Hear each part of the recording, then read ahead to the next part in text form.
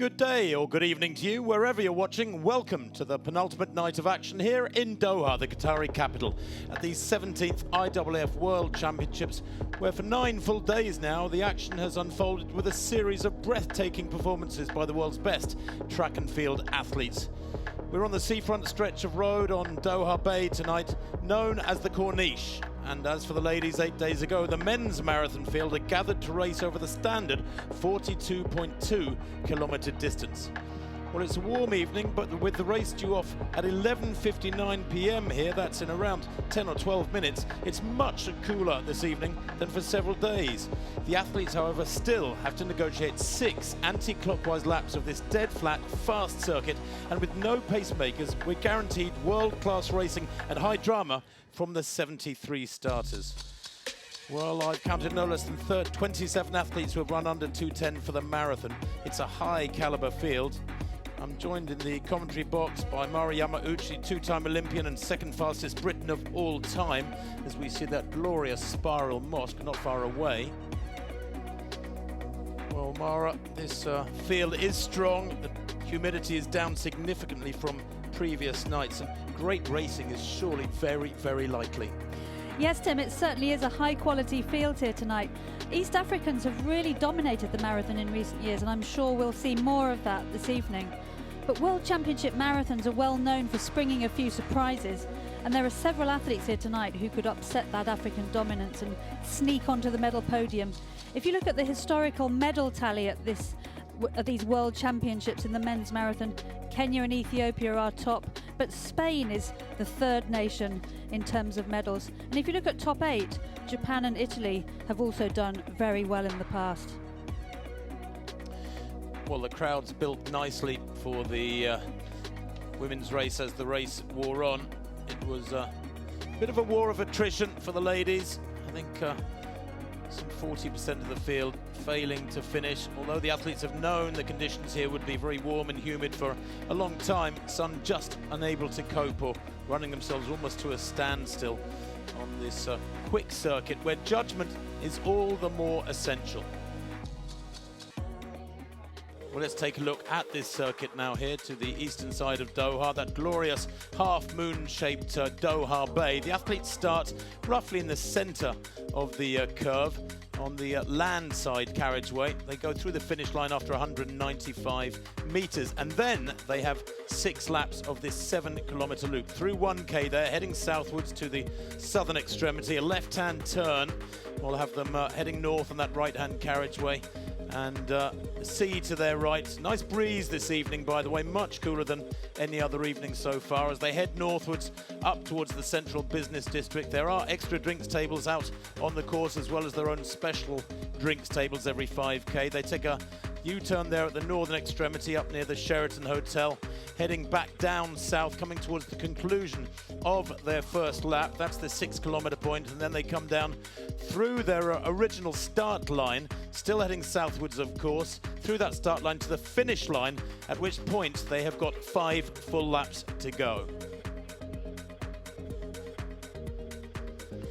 Well, the weather has been talked about for a great deal over the last 10 days or so. 29 degrees centigrade, it's a clear night, and that north-northeastern wind, 14 kilometers an hour, is quite strong compared with anything we've had over the previous days in these championships, and it certainly has brought the humidity down. It feels much, much cooler outside our cabin here, right beside the finish line.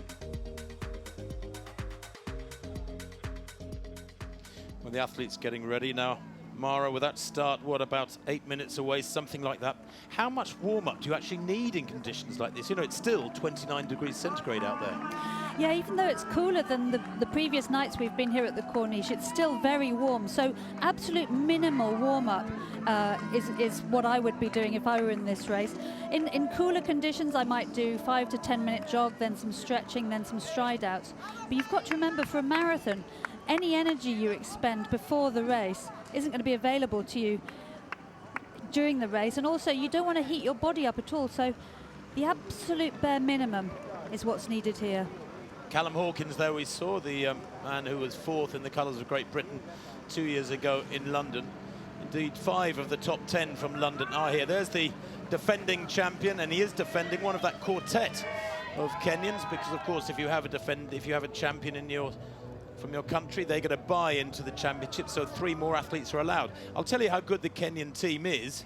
The other 3 athletes, apart from Kirui here, Geoffrey Kirui, the reigning champion, are quicker than him at the marathon distance. It's a very high caliber Kenyan squad, and indeed the last 6 titles have gone to the men from East Africa.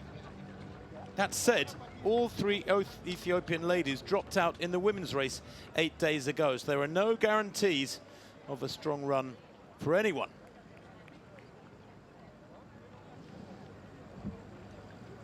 Well, the world record to a 1:39 by Kipchoge, that got a real shock just last Sunday in Berlin when Kenenisa Bekele ran to a 1:41. He missed it by 2 seconds in the German capital.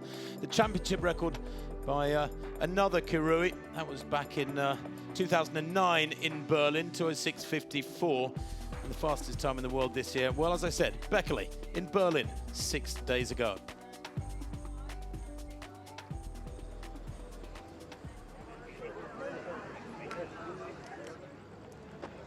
Well, the men from the Northern Hemisphere might have struggled considerably more tonight if the conditions have been as warm, Mara, as they were last week for the ladies' race. I mean, these men, relatively speaking, are blessed, because stepping outside our cabin, I couldn't believe about 20 minutes ago when I went out the last time how much cooler it is. It feels normal. I know we're acclimatized, we've been here 10 or 12 days, but it is so much cooler.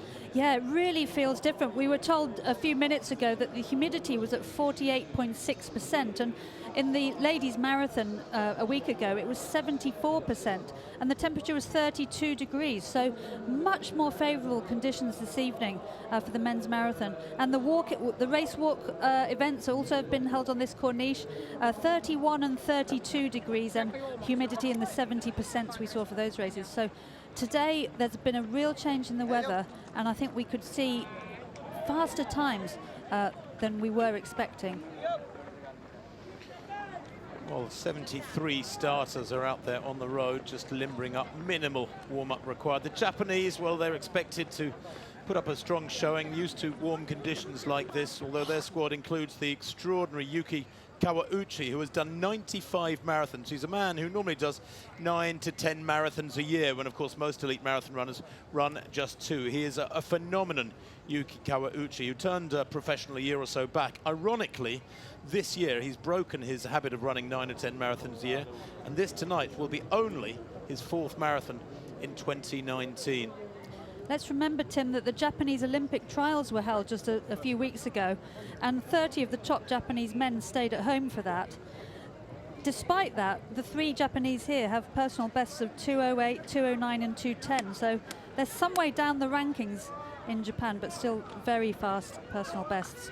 I was going to say that the conditions would be a bit of a level up when it's very, very hot, because some people just cannot cope with the heat, but it is cool enough to say racing conditions might be normal for these men. And let's have a look at them now. There's quite a big field here. As you can see in this one, the national record holder from Burundi, Olivier Irabaruta, is here. So is De Almeida Paulo, London 2012 8th placer. From Brazil, Zersney Tadesse there near the bottom of that page, the Eritrean, is a 5-time world half marathon champion, 37 years old now with a best of 2:08. He's never really got to grips with the marathon. I wonder if tonight he can turn that around. Well, the Ethiopians have the 3 fastest in the field in Desisa, Geremew and Wasihun. But Callum Hawkins of Britain, 4th in London 2 years ago, ran really well in London this year to show he's recovered from that collapse from heat stroke at the Commonwealth Games last year. The European champion in 2014, Daniele Miucci, goes in the field, this one for Italy. And there's that Kenyan trio with the defending champion Kirui, quartet I should say, is so strong. Watch them, we'll see plenty of them. Serod Batachir of Mongolia, this is his 9th consecutive World Championship appearance. He's 37 years old. He'll celebrate his 38th birthday on Monday, so as he finishes, it will be tomorrow for him.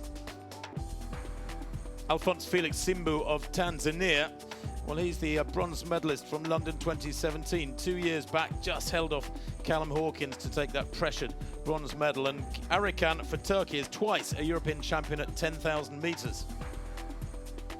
Stephen Kipruto of Uganda, the London 2012 Olympic champion, and the following year he went out to Moscow and won there as well at the World Championships in sweltering conditions. Mutai is the Commonwealth Games silver medalist.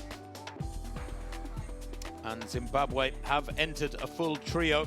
Their personal best in the 2:14 to 2:15 range. We're not expecting them to feature significantly, but I'd love to be proven wrong.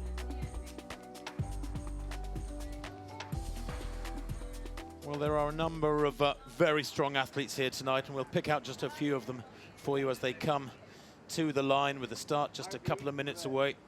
There is a man who will be wearing 11.07 on his back, Daniele Meucci of Italy, the 2014 European champion. He finished 6th in London a couple of years ago, and you'd expect the Italians, wouldn't you, to cope well with these warm conditions.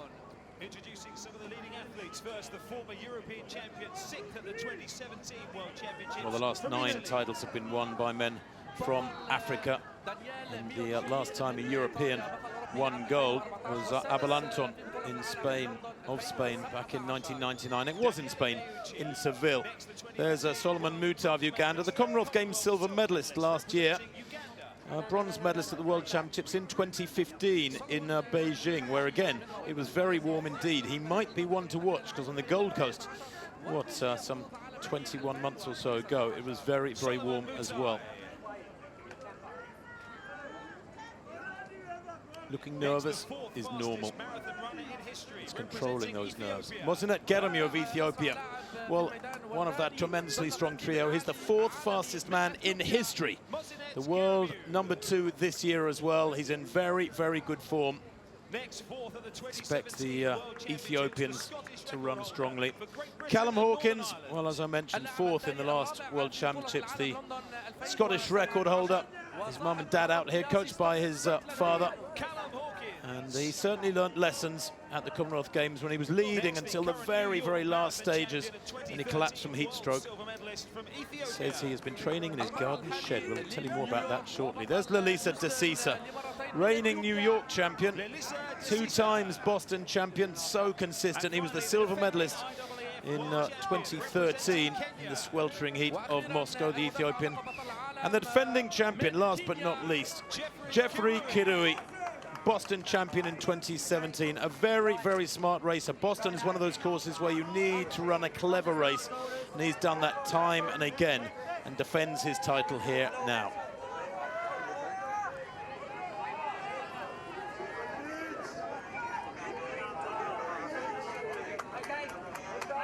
Nervous moments then for these 73 starters from 42 nations. The officials making sure toes behind the line, please, gentlemen. So we are underway then with the men's marathon at the 17th IAAF World Championships on this floodlit Corniche. They run south towards the finish line. When they cross this second yellow line, they've got 100 meters to go. And in the women's race, the eventual champion, Mara, blasted through the last 100 meters. She must have covered it in about 14 seconds. I couldn't believe how fresh she looked.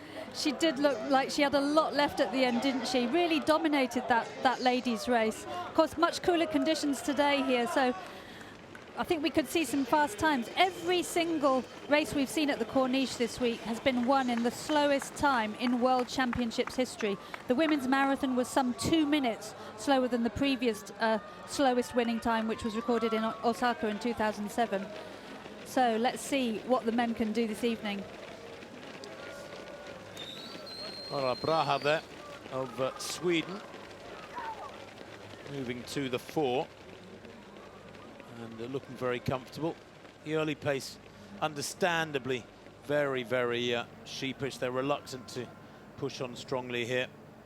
Nobody is going to go out really hard early. But of course, if it is a slow first half, then you can expect fireworks somewhere in the second half. Somebody will lose patience.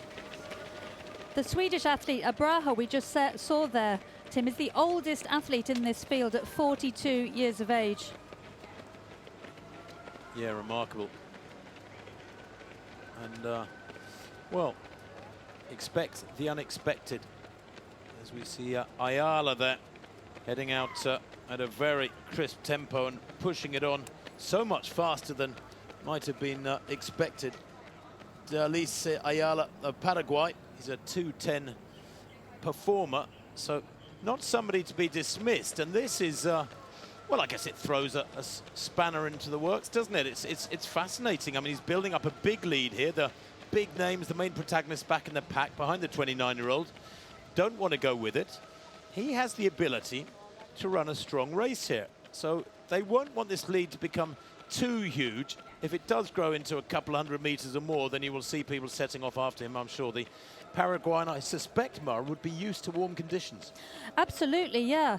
And he's the national record holder at 10,000 meters, the half marathon and the marathon. And so some pedigree, quite experienced in the marathon, 11 marathons run so far. This really takes me back to the Beijing Olympics in 2008. We all expected it to be a roastingly hot day, but 2 days before it poured with rain and it was actually much cooler on the day. And the woman who eventually won, Romania's Tomescu Dita, took off relatively early in the race, not quite this early, and we all said goodbye, we'll see you at 40k, and she just ran away and won the race.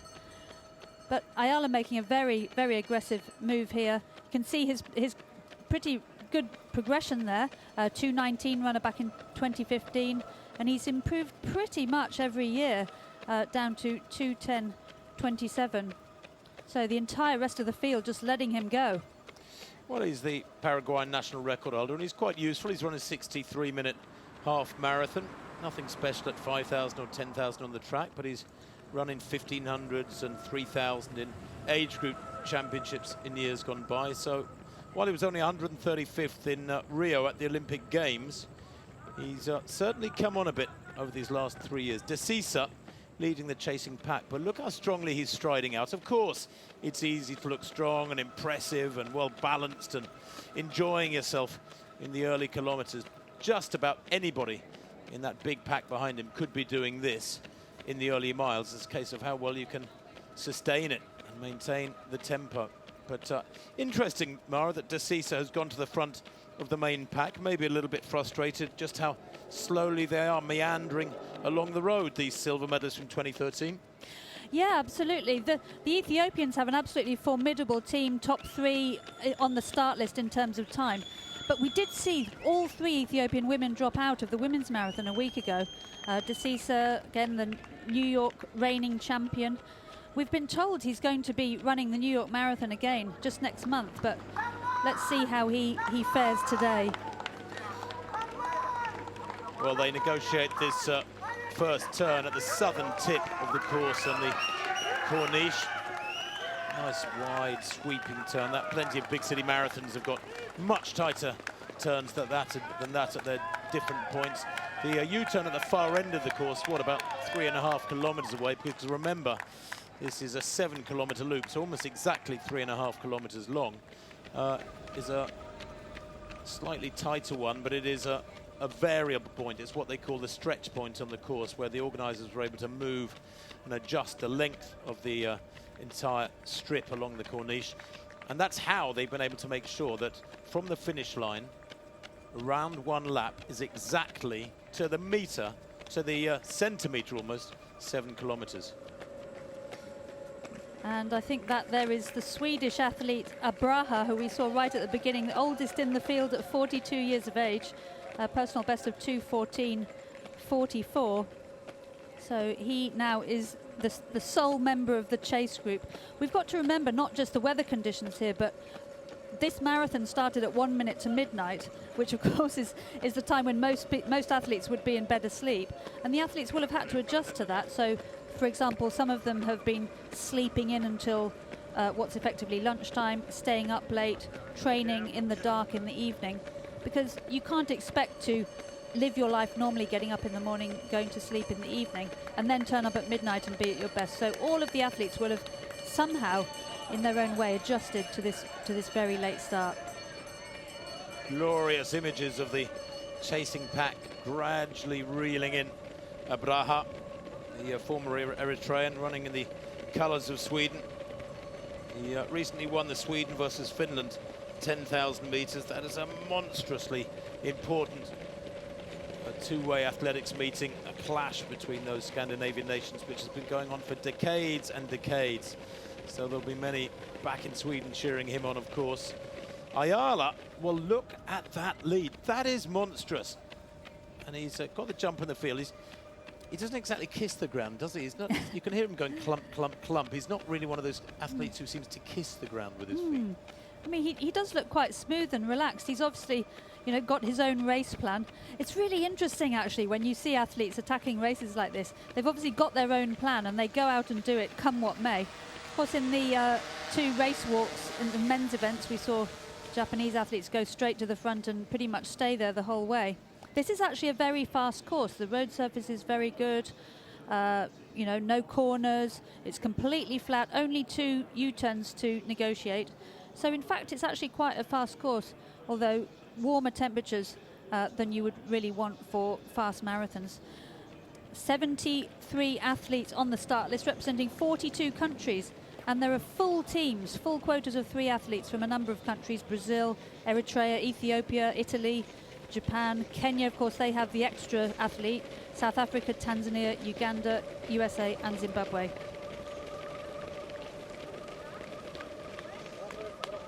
Well, Matteo there to the left of picture with the dark glasses. Not quite sure I get the dark glasses when you're running at night. Those floodlights that have been fitted in those huge towers all the way along the corniche are been specially raised put up for the event. But it's not that bright. It's glorious. You could have a wonderful game of soccer or game of tennis under those floodlights. And I've never seen such a vast expanse of roadway. The footprint of the floodlit area is monstrous. Tim, I used to wear sunglasses all the time, not so much to keep the glare off my eyes, but to keep the wind and any rain out of my face. So we have seen a few athletes wearing glasses in the last few days. So the first personal refreshment station. The athletes can pretty much put anything they want here, and their team coaches and officials are manning the stations. In such a big group, it's pretty chaotic, and accidents can happen here with athletes swerving across each other, bottles and sponges and so on being thrown at the athletes. So let's hope they all make it through this time standing up. Well, the reason that Delis Ayala has built up such a big lead is because he ran his first kilometre in 2:59, and then he's followed that up with a 3:03, and 3 minutes per kilometre is 2:07 pace, 2:07.15. Now look at that gap. This will be really, really interesting to see how long, if they do, it takes them to reel him in. Nobody's gone with him, which I'm a little surprised at. Ayala there, 32 seconds up with almost exactly 10 minutes on the clock.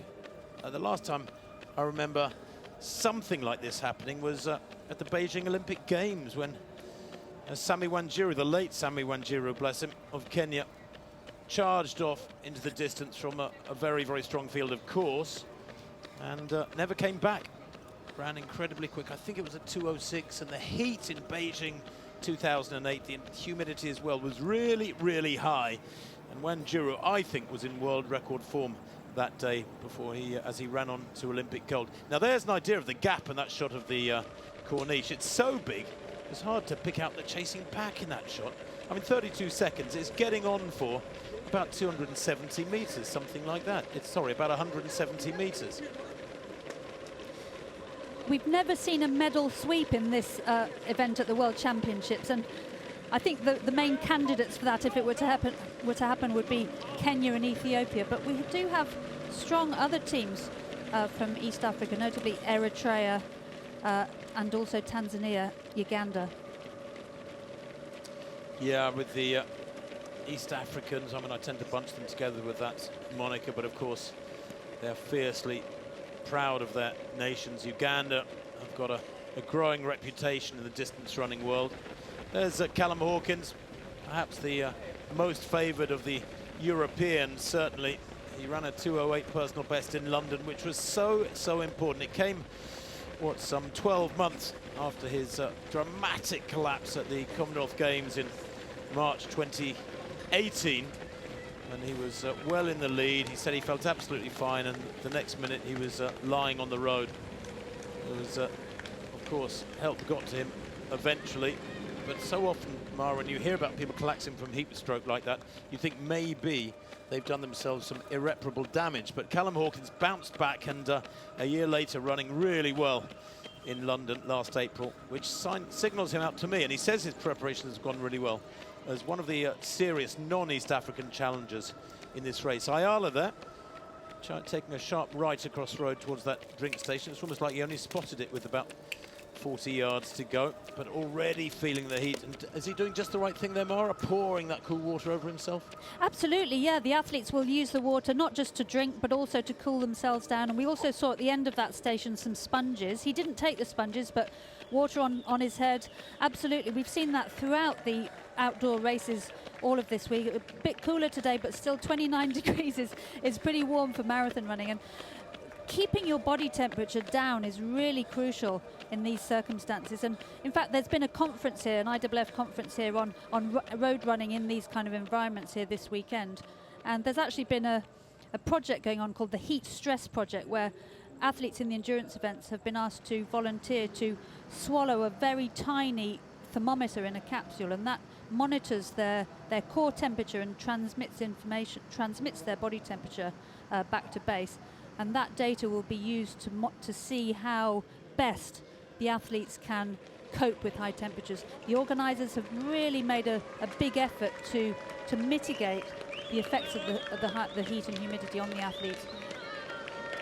Well, 4K for our leader Ayala was 12:02, so he is running 3 minutes per kilometre. He's on schedule for something just outside 2 hours 7 at the minute. He would need to get to 5K if he's to maintain that sort of tempo in 15 minutes exactly, obviously.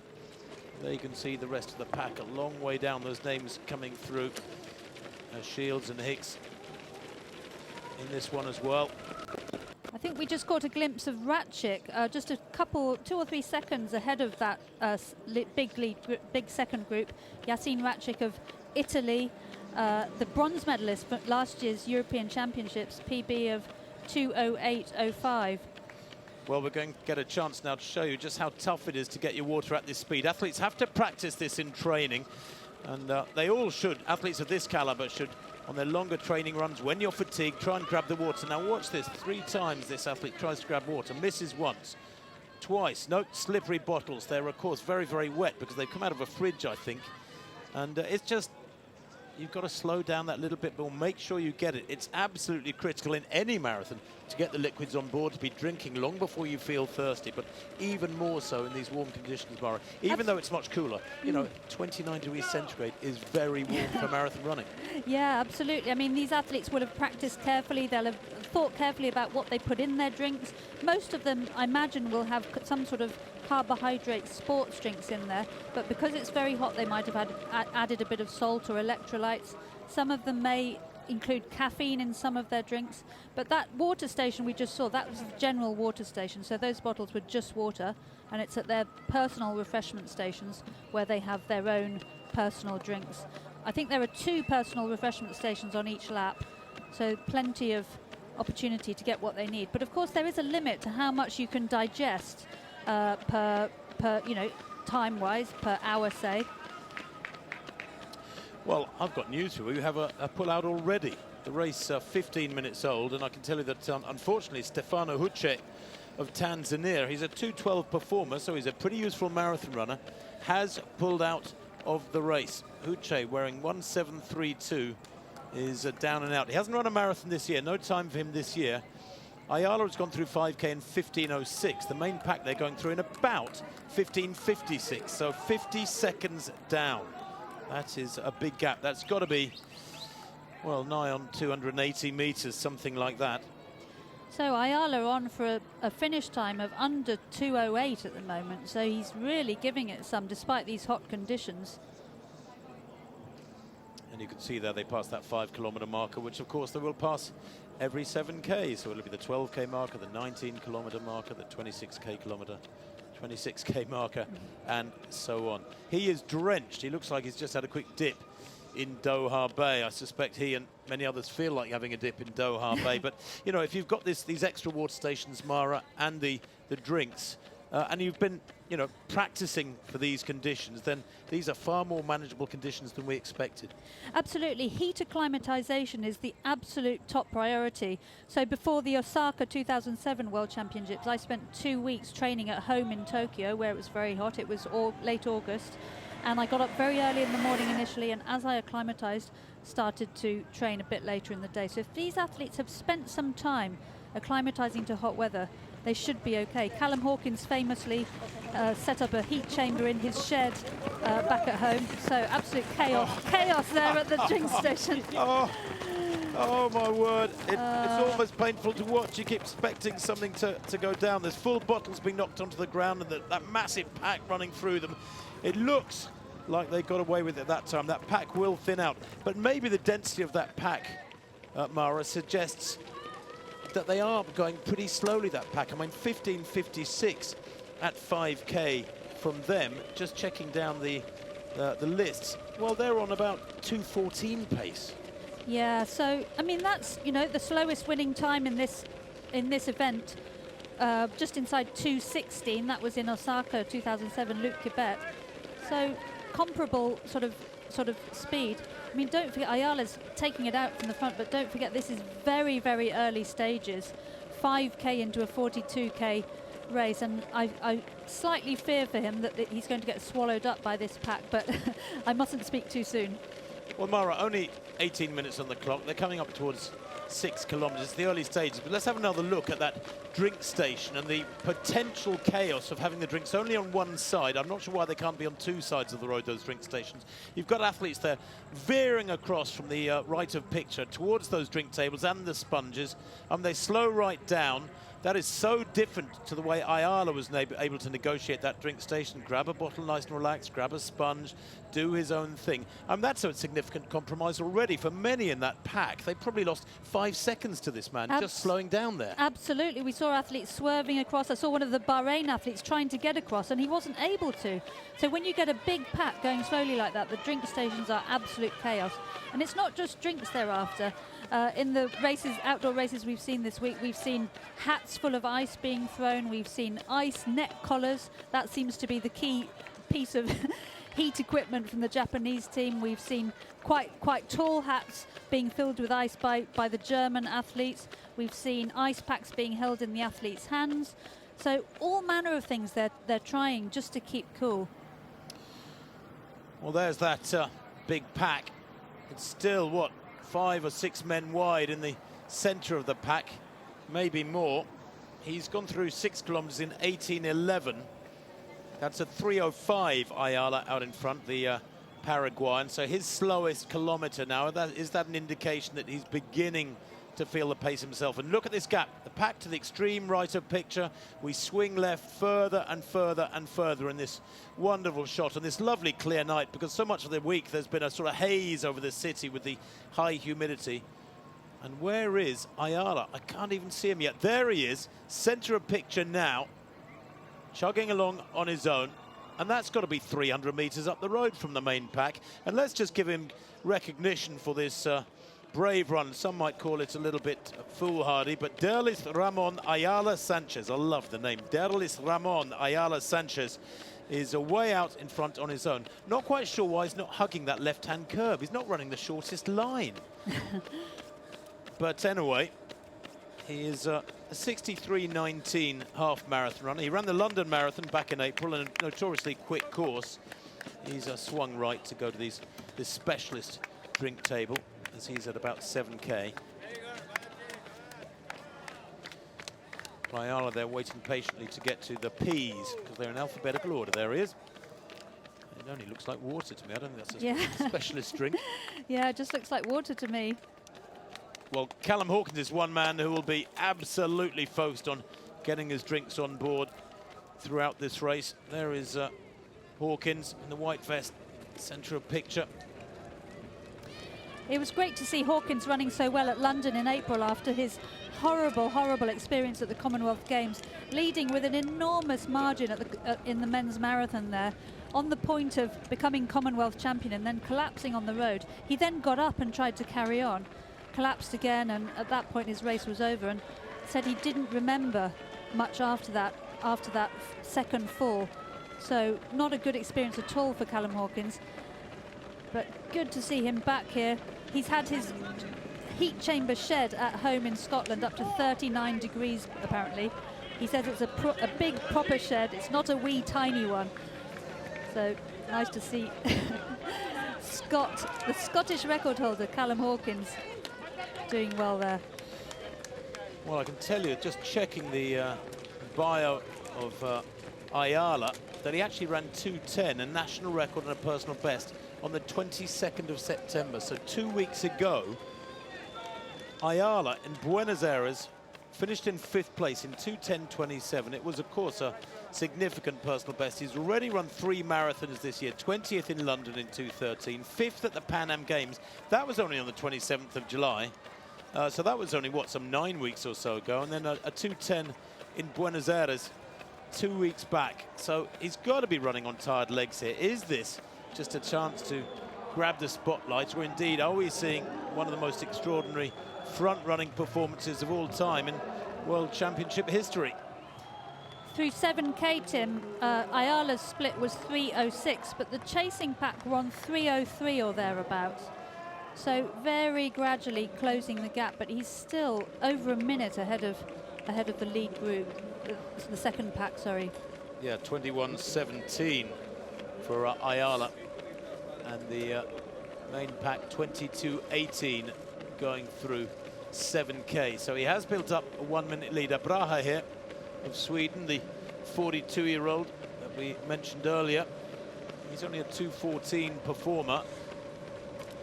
Grabs his bottle and gets that one. And of course, there was so much to be said, Mara, for having that clean run at the tables, not being in the middle of a pack where you're pressurized by the bodies around you.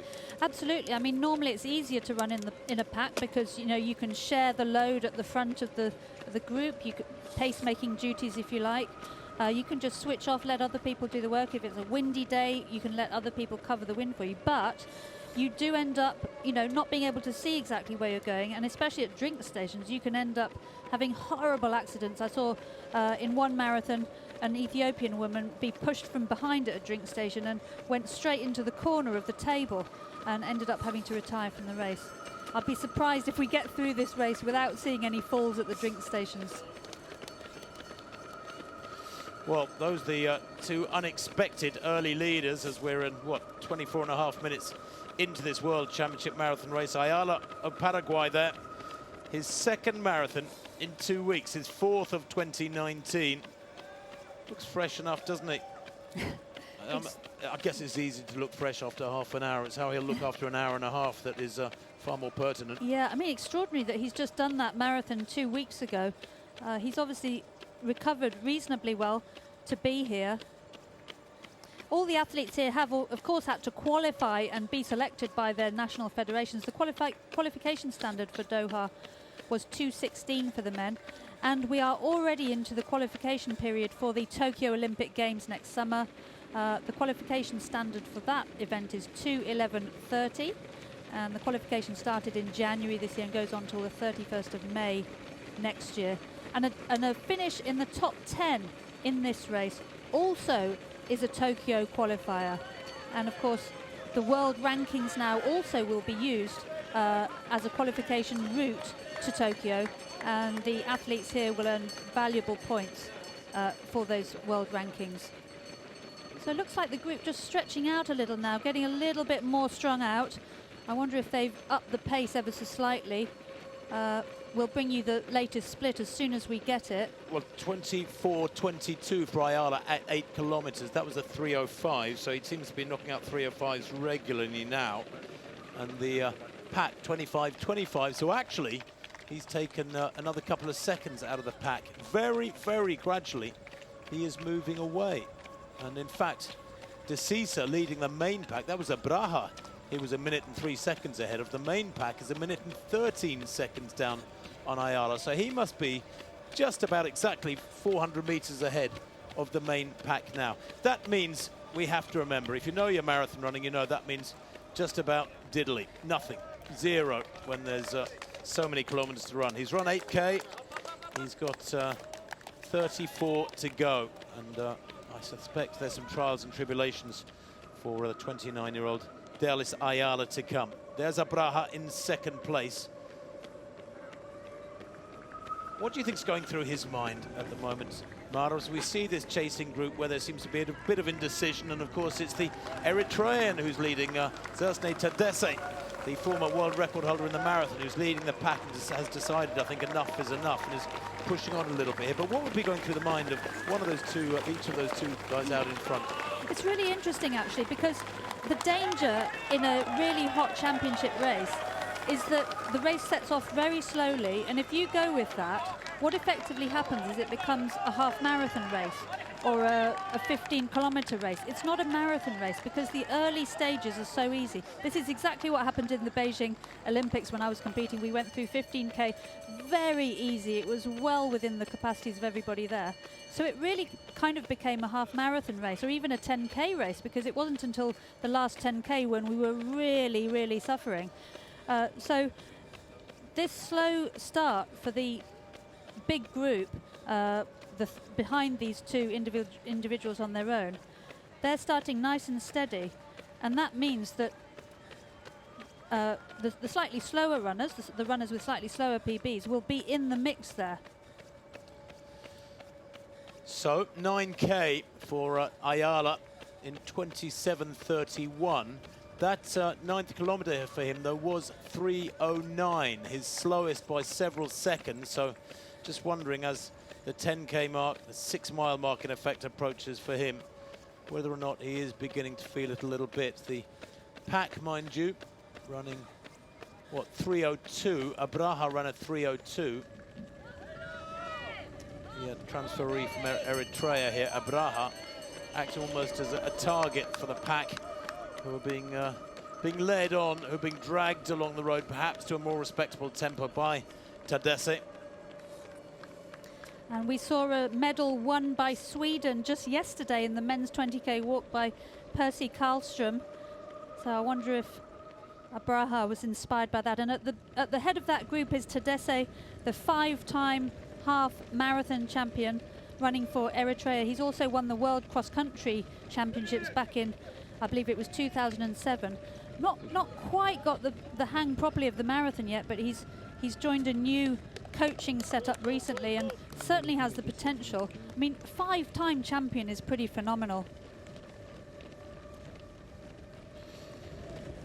So Tadesse and Duo of China. A great name. The Chinese Buji, Duo Buji, is a 2:10 performer up towards the front.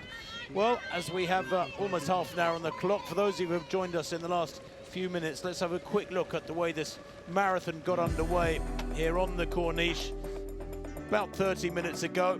They're all wearing timing chips, of course, but marathon runners will press their own stopwatches. It's almost like preordained, and away they go, heading south.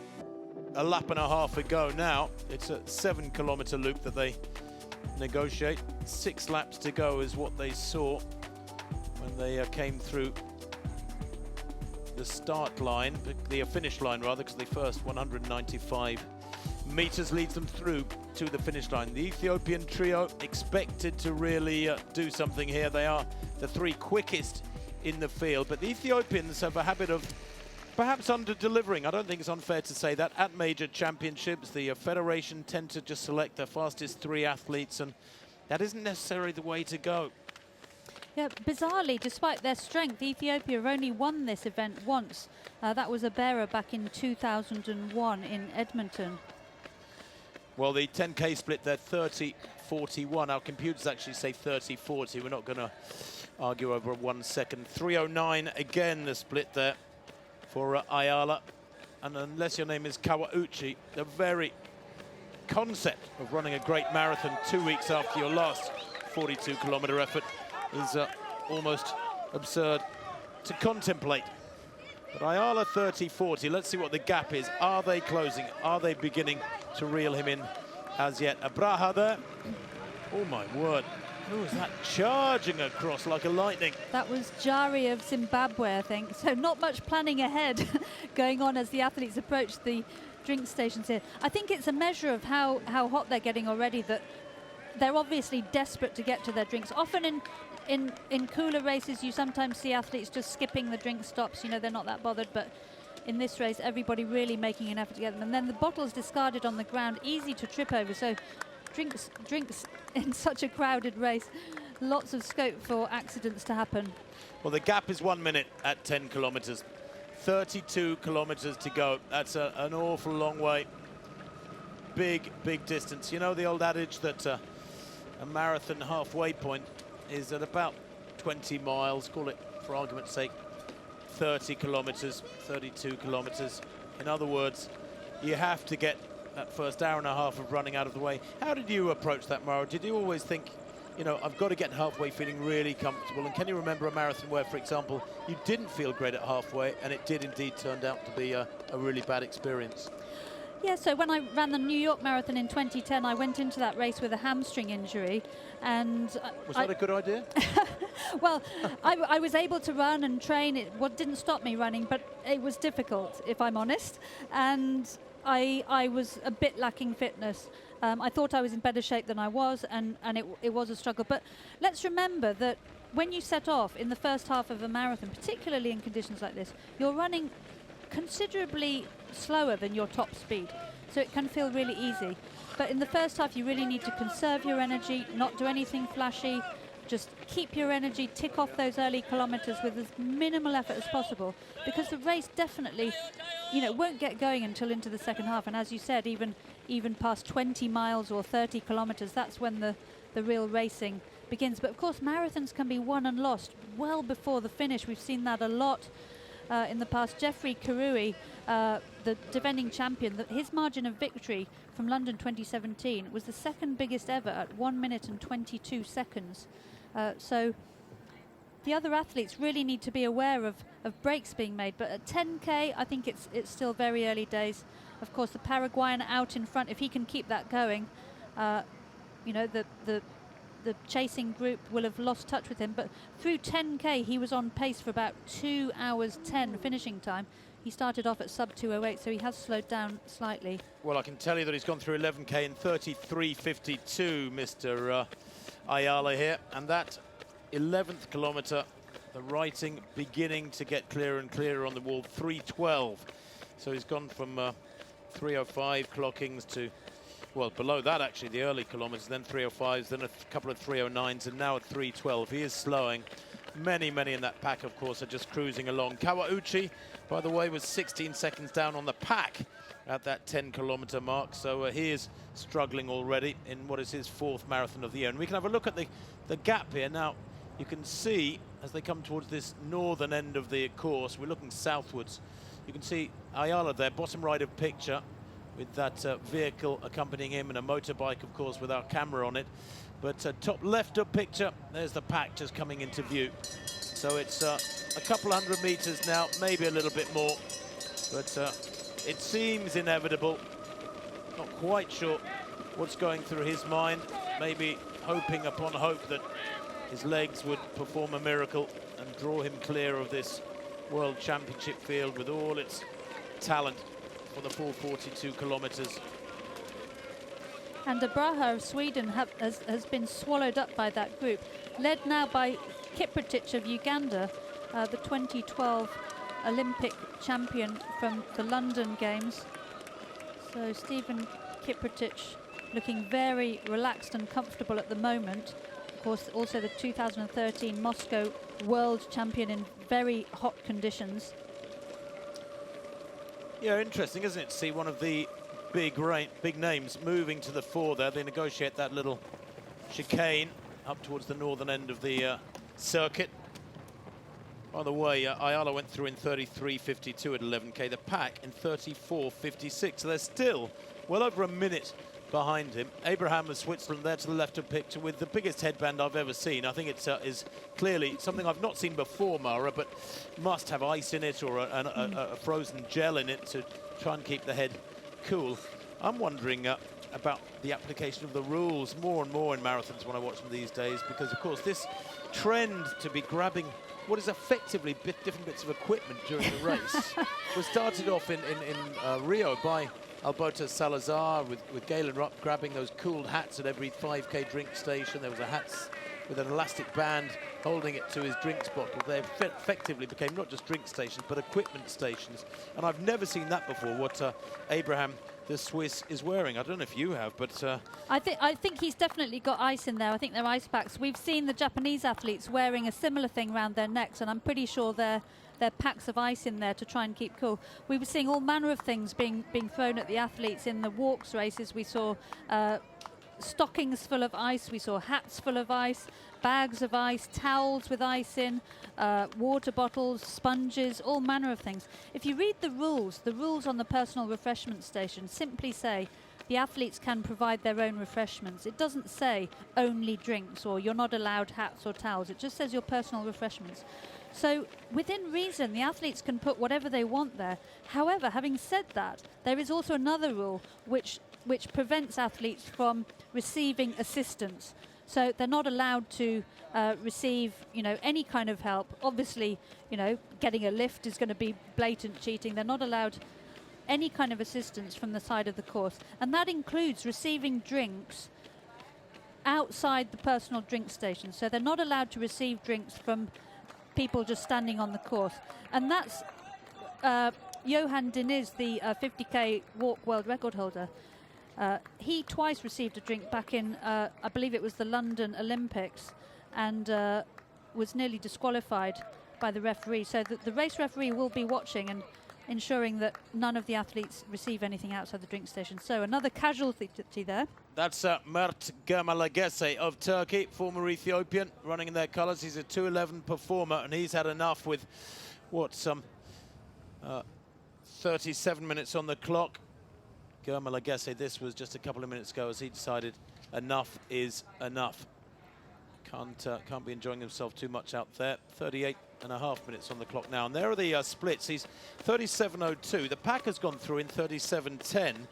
So he is 68 seconds in the lead. Bizarrely, while he is slowing, the pack is slowing as well. He went through 11K with a 3:12 split. He's gone through 12K with a 3:10 split. His last 4Ks, therefore, have gone 3:09, 3:09, 3:12, 3:10. He's just gradually slowing, but the pack don't seem to be closing. And I suppose he's so far ahead, Mara. He's got that, virtually 400-meter gap on them. Let's call it 350-meter gap. And they can't really see him. I mean, while this is the sight lines are generally pretty good here, the constant curve of the course probably allows you to see about 300 meters ahead. He's just out of sight round the bend all the time. I wouldn't rule out the possibility that some of these athletes don't even know he's ahead. At the 2008 Beijing Olympics, the eventual silver medalist, Catherine Ndereba, thought she was leading the race and then came into the stadium, and there she saw Tomescu Dieter ahead of her. She didn't see Tomescu leave the front of the pack at 15K, and she thought she was about to win. So some of these athletes, especially if they're the back of the group, they may not have seen Ayala set off. Except every 3.5K, he goes past them about 20 yards away. Of course, that's true, yeah. So 20 meters away. Well, no, but that doesn't necessarily mean they will spot him. But certainly, anybody with their wits about them should be aware of what's happened. Most of them surely would have seen him disappearing up the road over those first few kilometers. He built up a big lead over the first 10 minutes or so. So anybody who's in that pack who thinks they're in the lead pack and think they're chasing this Ugandan vest at the moment, well, they've got nobody to blame but themselves. And they will see Ayala every, how long does 7K take? 20 minutes? They'll see Ayala every 10 minutes or so at each end of the course, every 10 or 11 minutes at each end of the course. There's umpteen opportunities to see him. Yeah, I mean, if they've been paying attention, they'll have spotted him going off. But, when you're focusing on yourself and just trying to, stay in the zone, you can occasionally miss things like this. So there's Arikan, the 2 times European 10,000 meter champion, now running for Turkey. And we've just heard, Tim, that the weather situation actually has improved. At 11:30 p.m. it was 29.09 degrees Celsius, and at midnight, it's now 40 minutes past midnight, it was 29.04 degrees Celsius. So the temperature has been dropping, and the humidity also has dropped from 48.6 to 46.9%. So weather conditions improving. Jeffrey Kirui, by the way, the defending champion, right in the middle of that pack. He's cruising along, and this is a huge pack. I mean, what? It's got to be 35 strong. I haven't had a chance to count it man for man, but my estimate is it's just north of 30 people in this pack. Big pack. Harry Khan there, of course, a former Kenyan. Loyan Gata there, one of that Kenyan trio. Lonyan Gata, I should say, was third in Paris this year in 2:07. And his wife, incidentally, won the women's race in Paris back in April. It was quite a double for the family. Nice day, nice earning day as well. There's Kirui just behind Rainolo. And Kirui, who has a very compact style. Big shoulders, aren't they, for a marathoner? He's not got that long linear shape we associate with so many of the East Africans. You can see the Bahraini there, Surai. Yeah, if you look at Korea behind him, he's very petite. I mean, marathon runners typically are small and compact, but you can see Lonyan Gata's quite tall. So, I mean, very lean and light is the norm for the marathon. By the way, we saw Benson Surai very briefly, a former Kenyan, running the colours of Bahrain. He is the quickest 1500-metre runner in the field. Why do I know that? Because beside his name in my notes, it says he ran 3:31 in 2012. That's useful finishing speed for a marathon. I'm not sure how necessary it would be, but he has run 3:31 back in 2012. He's a 1:45 800-metre runner, and yet, to his credit, he's a 2:07 performer last year, 2:08 this year. Here's Mr. Ayala. So what a great run he is having. I think it's time we gave him fair credit. He's bouncing along with a lead of over 1 minute. He's gone through 14 kilometres in 43:23. And that means his last kilometre was a 3:12. So he is certainly slowing. He's outside 3:10 for each kilometre. That's 2:15 pace, 3:12. But remember, his first 5K was 15:06. Then he got to 10K in 30:41, which means his second 5K was 15:35. So huge differential between his opening 5K and his second 5K. Clearly that opening 5K, he just wanted to get a gap on the field. This is running to a plan. This isn't just hot-headedness. He must have discussed this surely with his coach, perhaps with the team management, maybe with teammates. Oh, definitely, yeah. I mean, he'll have been able to see how the races earlier in the week unfolded, how the athletes coped with the hot weather. And all respect to him, he came here with a race plan and he's executing it. Interesting shot there to see a lot of athletes wearing pink shoes. Of course, the latest thing in shoes in endurance running is shoes with carbon plates in them. Very popular now. Well, a pack, 44:29. They are still 66 seconds behind him. Callum Hawkins, the left of picture there, has got his personal drink. Get plenty on board. This is something these athletes practice in training, not just grabbing drinks from tables at speed, and particularly when you're fatigued, it becomes all the harder. But drinking plenty of liquid when you're out running is not easy. I can remember chatting to the great Steve Jones, former world record holder, the Welshman, at the marathon distance back in the 1980s, and Steve said he even practiced going to the bathroom during a run. Dare I say a number one. But he practiced it because, yes, these bodily functions have to continue sometimes when you're in a race. And you see athletes sometimes in all sorts of trouble, but wanting to carry on running. And if they can, they very often do. There is a limit to how much you can take on board and safely digest in a race like this. And the athletes will have measured that and practiced it. And also how much you sweat varies from person to person. So I'm sure these athletes will have measured whether they're a very sweaty sweater, if I can put it that way.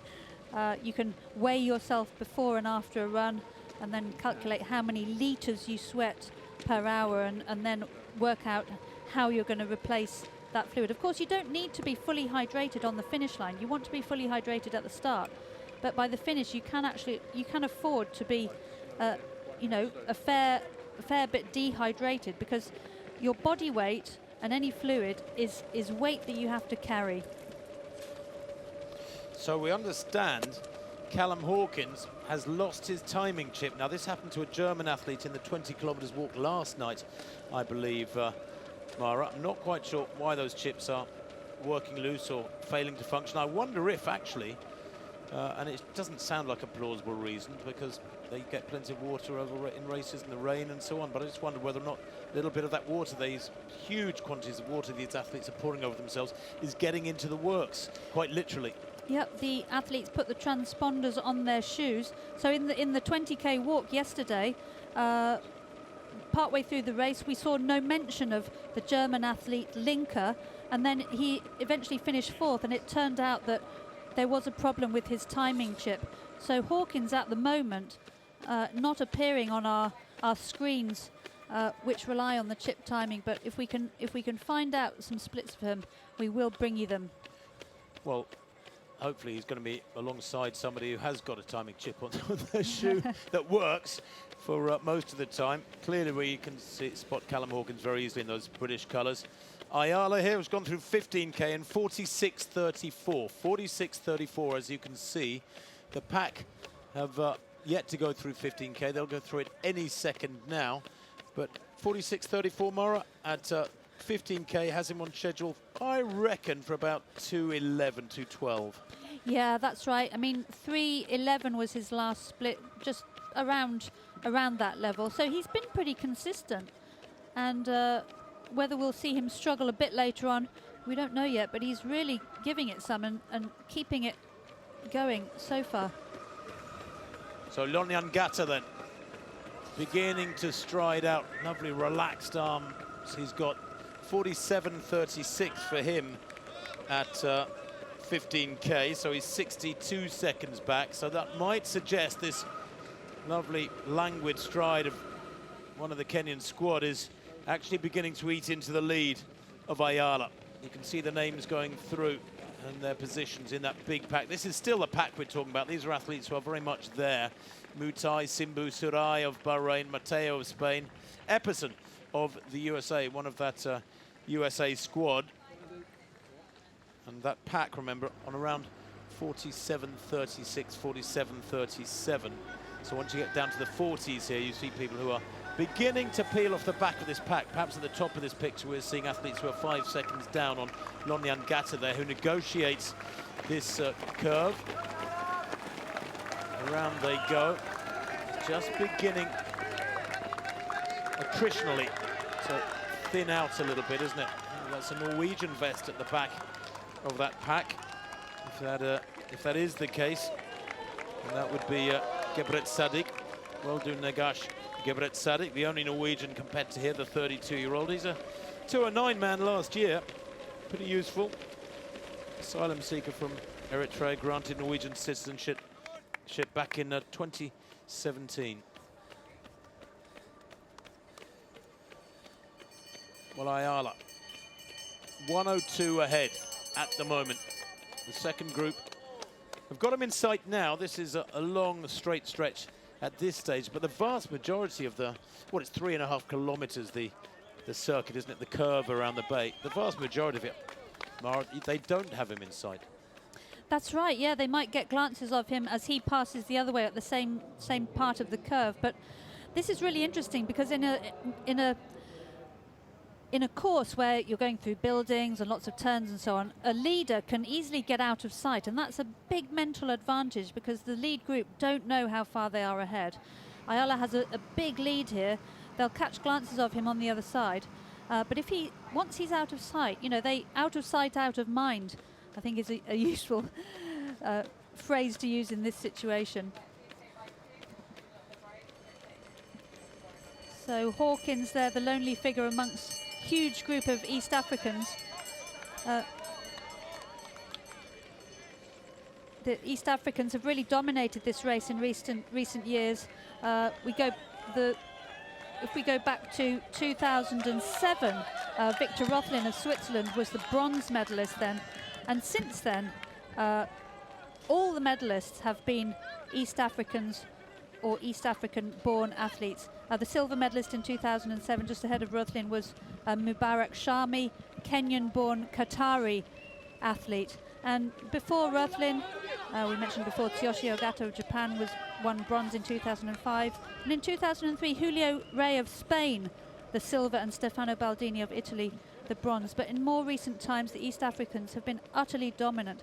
But Callum Hawkins proved last time in London, finishing in 4th, that he's willing to really take it to the Africans and be up there. Really interesting, because now, of course, the standard of men's marathon running, you know, getting so fast. We just saw Kenenisa Bekele come within 2 seconds of the world record just a week ago in Berlin. Kipchoge, the world record holder, attempting a sub-2 hour marathon in just over a week's time. Well, it's next Saturday, isn't it? It's a week today, actually, that he's supposed to be attempting that in Vienna. Now, the hat gets thrown aside there by Braha, the 42-year-old Swede. I can tell you that the pack now is within a minute. It's less than a minute, the gap from Hawkins through to Ayala. That was 56 seconds, but Braha here is, what, 4 or 5 seconds ahead of them. So actually, Braha is about 50 seconds down on Ayala. Callum Hawkins' chip would appear to be working again. It's appearing on our computers. He went through 16K in 50:42. So, is Ayala being caught or is he not? I know that in Paraguay there'll be many of the running community watching this with their hearts in their mouths, cheering him on. And the Kenyans, of course, so proud, so confident that the race will go their way. He's a shy retiring lad, the one in the middle.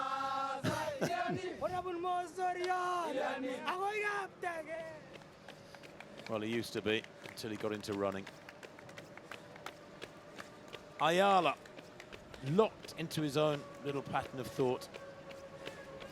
He stayed there much longer than I expected, Murray. You know, he's managed to build up that lead pretty quickly, and the pack remaining relatively unconcerned at the moment. Braha looking strong, not aesthetically the most pleasing looking of runners in that Swedish yellow vest. He has a little glance over his shoulder there as the pack, again, it looks like chaos, but the foreshortening effect of the camera shot probably making it look worse than it is at that drink station. Tadesse to the extreme left of picture, grabbing a bottle off one of the athletes, saying, "Can I borrow your bottle? I missed mine. Thank you very much." Of course, Tim, a lot of these athletes have personal bests. They're capable of running way quicker than the pace they're going at the moment. So even if Ayala is a minute or more ahead, you know, they could, if they need to in the last 10K, 12K, they can really speed up as long as they've got the heat under control, the body heat. And once they're running considerably faster per kilometre than Ayala, they can close that gap pretty quickly. Ayala there just glancing at his watch, just wondering if he's perhaps starting to suffer. He's had a lonely journey so far, but still going strong through 17K. The last split 3:13. Yeah, but his gap back to Braha has been cut to, what, some 49 seconds now. Braha here, that strange arm carriage, where that right hand comes up so high. Braha is the man who's getting closest to Ayala. There is the leader. Now, this wonderful shot which we're getting from a drone above Doha Bay will give us some idea as we sweep back along the Corniche to the pack. 49 seconds to Braha, 58 seconds to the pack, who are clearly just about 9 or 10 seconds behind that Swedish vest. Arikan, former Kenya, running for Turkey, is in that pack, which is still, I don't know, got to be about 30 strong.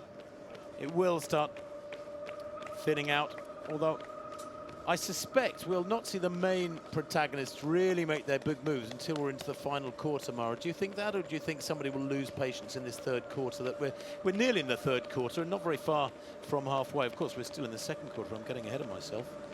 I think that after halfway they'll make a move. I mean, they're still going at the same speed as Ayala.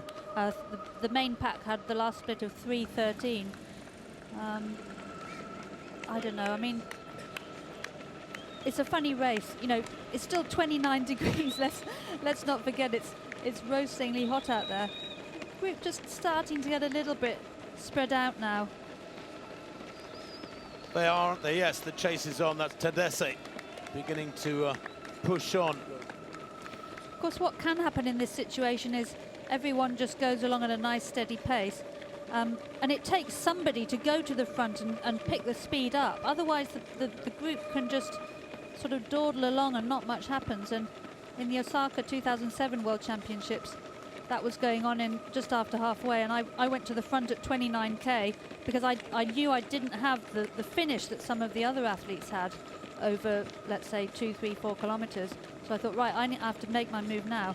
But I just put too much into that surge at 29k. And then was really suffering at around 34, 35, 36k. And having dropped most of the lead group, there were 9 of us altogether, having dropped them, they then caught me up and I finished 9th. But this is what marathon running is all about. It's tactics. You know, when do you put in a surge? Who do you allow to go to let go ahead of you? You know, when do you put in your surge? How fast do you go? And a lot of these athletes will be really fantastic tacticians, but let's not forget that the city races, they're often done in very good conditions, so races in places like London, Chicago, Berlin, Boston, Valencia. They're often done in very cool conditions and they're often set up for fast times. And many of them will have pacemakers, so completely different scenario of racing to what's happening here.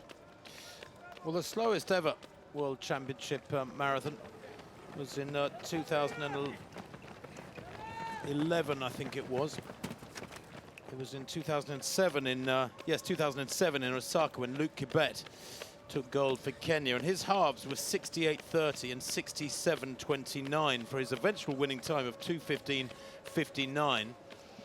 And just looking at the pack as they've gone through 16 kilometers, for example, 49.46. Well, we'll call it 15 kilometers, 46.34. The pack are on about 2:12 tempo. Conditions quite a bit kinder here than in Osaka 12 years ago. But Ayala holding his form pretty well, considering, while the chase is on. He's gone through 18 kilometers in 56.12, and his lead has been cut to 43 seconds.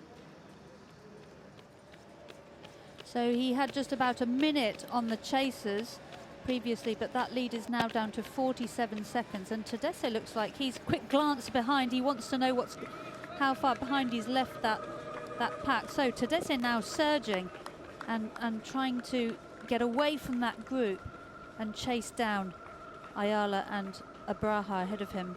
Well, Abraha 56.55. The pack actually a further 4 seconds back on that. So the pack are some 43 seconds down. Yes, Tadesse chasing hard, and he looks good actually, doesn't he? He looks comfortable. He is, we must remember, Tadesse, an astonishing physical specimen. You look at his lifetime best, and he is one of the great performers on road and track. 5 times world half marathon champion. He's never really got it right at the marathon, but his track personal best, listen to this, 12:59 for 5,000, 26:37 for 10,000, and 58.23, of course, that half marathon best, which lasted for so many years. There's his marathon career, 2:12 and then a 2:10, then back to 2:12 in 2017, and then a 2:08 in 2018. But Mara, you know, a guy who's run 58 minutes for the half, you'd expect him to be down there doing the 2:03s, 2:04s. Absolutely, but Tadesse's last split was 2:50, I believe. So he's really put the hammer down. And trying to get away from that group. We saw him glancing behind, just checking how far he was behind. You see, this kind of race is perfectly playing into an athlete like Tadesse's hands, because they've effectively gone nice and steady for coming up to half of the race. And Tadesse is the 5-time world half marathon champion. This is this is now a half marathon race. So if Tadesse's been going easy enough in this first half, he's going to have a lot left and be in a really great position. He is getting on a little bit. 37 years of age now, and also former world cross-country champion. This is thinning out. Look at this, the way they come to this drink station. No longer that massive pack that was slightly chaotic. Hawkins there, back in the middle of that pack. He's got to be, what, in about 20th? Certainly in the 20s, I would say. He's perhaps going through a bad patch here, the Briton. I'm not sure how he's gone from being out in front of the main pack to buried further back. Maybe he's had to have a toilet break. You can see top of picture there was a blue Portaloo. Here is Hawkins, and there you can see the pack, who are 25 seconds back from Ayala now. They're reeling him in very quickly because this big acceleration, initiated to begin with by Abraha of Sweden, and then Tadesse has continued the chase. There they are in the background. It looks like a cycling pack beginning to close him in with frightening speed. Tadesse is closing.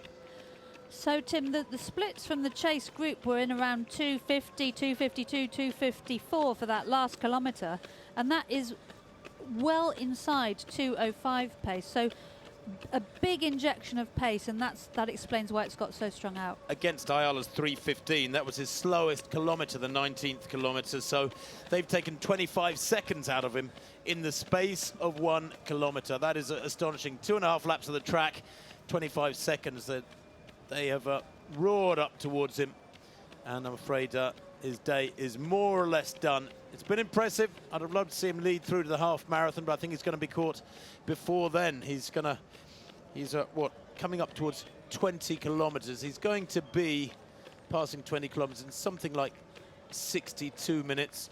Yeah, it's just come through 62:38 at 20k, and if we extrapolate from that, his likely finishing time is he's on about 2:12 tempo, so he'll be around halfway in about 66 minutes, but I think he'll be passed before that, I'm afraid. So the lead group there just behind Ayala, on the point of catching him, and that's going to be tricky for Ayala, but if he can just keep going and hang in there, find somebody to run with, you know, he might be able to keep a good pace going in the second half. But he'd have to, they're moving at 250, 255 tempo. He's moving at 3:11, 3:15 tempo. His last kilometre actually 3:11. I don't know if he's had a little glance around and recognised that he is being caught, but he is going to have to make a massive acceleration. What I do wonder, though, Mara, is whether or not he'd have been better off with this much good form in those legs, which is still amazing considering he ran a marathon 2 weeks ago. Would he have been better off hanging back in the pack, running the race with everybody else, moving through, and maybe, just maybe, has the potential to, in the final shake-up, come out in the top 10 or the top 12. You know, I suspect he will get passed now and swallowed up by many athletes. He might not even finish the race, which would be very sad because he's had a great go. But I don't think he's maximised his ability here today. Possibly. I mean, you said he ran that 2:10 and he set off at about 2:78 pace. So, you know, if he's improving rapidly, maybe he can go quicker than 2:10. And he just decided, right, I'm going to run as fast as I can from start to finish. That's 2:08 pace. So Ayala now being caught. This is such a difficult moment in a marathon when you get caught. You've got to, you know, you've really got to keep yourself positive and not let it get to you. I've been there. I really feel for him. Well, let's look at this pack that are swallowing him up. He's trying to tuck in with them. And Mokoka there, Stephen Mokoka, has that lovely rolling style. I've seen him run the Great South Run and the half marathon in the UK, some of the big road races. Kipruto is there. So let's have a look. There's Tadesse, former world half marathon record holder. Desisa is there for Ethiopia. Desisa, of course, a fabulous racer. So experienced, the Boston Marathon champion twice. Back in 2013, he won it, the year of the bombing. He dedicated his medal to the people of the city. He won again 2 years later. He's the reigning New York champion. Desisa will put up a good account of himself here. Kirui, the defending champion, is there. Mokoka of South Africa, better known as a half marathon runner. Mokoka. Kipruto is there as well, one of that Kenyan trio. Amos Kipruto running his 8th marathon. He ran 2 marathons at 2:06 last year, 3rd in Tokyo and 2nd in Berlin. He had the ignominy of finishing in 2nd place, albeit a distant 2nd place, to the world record of Eliud Kipchoge in Berlin in September last year, just over a year back. There is Ayala. Well, he's had his moment in the sun. Absolutely, but Ayala, Paraguayan record holder from 5,000 meters all the way up to the marathon, 10k on the road and the track, 20k half marathon. So really gave it his all, and let's hope he can keep a good pace going to the finish. At the personal refreshment station just a moment ago, we saw Tadesse pull something off the side of his bottle. I think it was a gel or an ice pack. He doesn't seem to have it in his hand right now. So Tadesse keeping hold of his drink for a while and just taking his time with his hydration there. So Desisa not letting Tadesse get away. Desisa is on the start line of the New York Marathon next month. The half marathon split for Tadesse, 65.56. 65.56 for Tadesse, and Ayala is down and out. Well, it was clearly a gesture of defiance to lead for as long as he could. That's a sad sight, but oh so predictable. I know many running experts will be watching the screen and just shaking their heads and saying, of course he's been passed, of course he's dropped out. Quite why he did that, I don't know. He must have known it was a full marathon, not a half. So it was both brave and foolhardy, and now we have a World Championship marathon race in earnest, and it is beautifully poised. Tadesse, the man who, after one marathon and another, has not been able to quite get it right. I say that with inverted commas because, of course, he has a best, the Eritrean, of 2 hours, 8 minutes, 46 seconds. That was last year, but, you know, he dropped out of his debut in London all of 10 years ago. He was 7th in London the following year, 12th in London 2012, dropped out of Chicago, dropped out of Boston in 2015. He's a man who has a checkered history at best at the marathon distance. Here is the reigning champion Kirui, his teammate Kipruto, who's a little quicker than him, and Geremew there to the right of picture looks very comfortable as well. Not really sweating up, Geremew. Geremew had a fantastic race in London in April this year, breaking the Ethiopian record, and he was second on the all-time list behind world record holder Eliud Kipchoge, but he's just been bumped down to 4th following last weekend's Berlin Marathon, bumped down by Bekele with that incredible 2:01:41, just missing the world record, and Berhanu Legesse, who finished second in Berlin. Well, bad news, I'm afraid, if you're a Tanzania supporter. The youngest man in the race, Agostino Paulo Sule, has dropped out. He's just 21 years old. He is a 2:07 performer at his best, only 2:12 this year, but Sule is gone for Tanzania, so they are beginning to feel the tempo at different points in the pack, having to work. He broke the long-standing 2:08 mark of Juma Ikanga, set back in 1989, and Samson Ramadani in 2003 when he ran that 2:07:46 national record. Sule, but I'm afraid his bolt is shot. Tadesse doing the work, and he's gone very early. Are you a little surprised, Mara, that Tadesse has gone out in front like this? I'd have thought he'd be one of the last people with his checkered past at the marathon, his renowned speed, and it still must be pretty substantial at the age of 37, his renowned speed, that he is pushing the pace here and trying to break so many marathon runners who have run 4-5 minutes quicker than him. Yeah, I mean, it's interesting because, you know, you don't want to go too soon and waste your energy, but at the same time, if you haven't got a great finish, you don't want to spend too much of the race dawdling along at a pace where you could be going a lot quicker. And Tadesse, he's the 5-time world half marathon champion, so he's got speed over a long period of time. So I think where he's gone here is probably good for him. You know, the first 18 kilometers probably pretty steady, pretty comfortable for him. He's now in his element, although he keeps glancing behind, which I have to say is not a great sign. Well, I'll tell you what, he's just trying to see what sort of damage he's doing, because listen to this. His last kilometre, getting to 22 kilometres in 68:31, was a 2:35. I mean, he's virtually sprinting mid-race. That's middle distance tempo. Desisa at 2:35 in his wake. Makoka, the South African, at 2:34 in his wake. Geremew at 2:37. He's beginning to feel the pace. Amos Kipruto, 2:37. Jeffrey Kirui, the defending champion, and fine Fettel, 2:38 from him as well. It was a short split, I suppose, from 21.1 to 22 kilometres, but still under 3 minutes pace, I think. So Tadesse really putting the others under pressure, and you can see how they're strung out, which means, you know, they're struggling to hang on to him. If they were taking it nice and easy, they'd all be much more bunched up. So Tadesse really trying to do some damage now.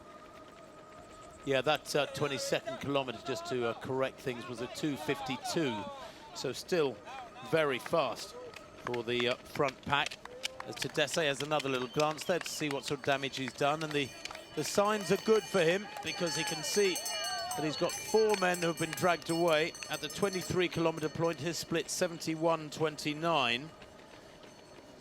And we'll give you as quickly as we can some splits that indicate just how viciously he has accelerated. This 5K, for example, from 20 to 25K is going to be mighty impressive. If you want to mark your cards, those of you sitting there with your little pads, his time at 20K, Tadesse, if I can pull it up, which I will, was around 62.38, give or take a second. So what's that through to 25K? There's Kirui. So Kirui, the defending champion, if he or Kipruto could win this race today, they will join multiple gold medalists, Abel Anton of Spain, Jaoud Garib of Morocco and Abel Kirui of Kenya, who've each won 2 apiece already.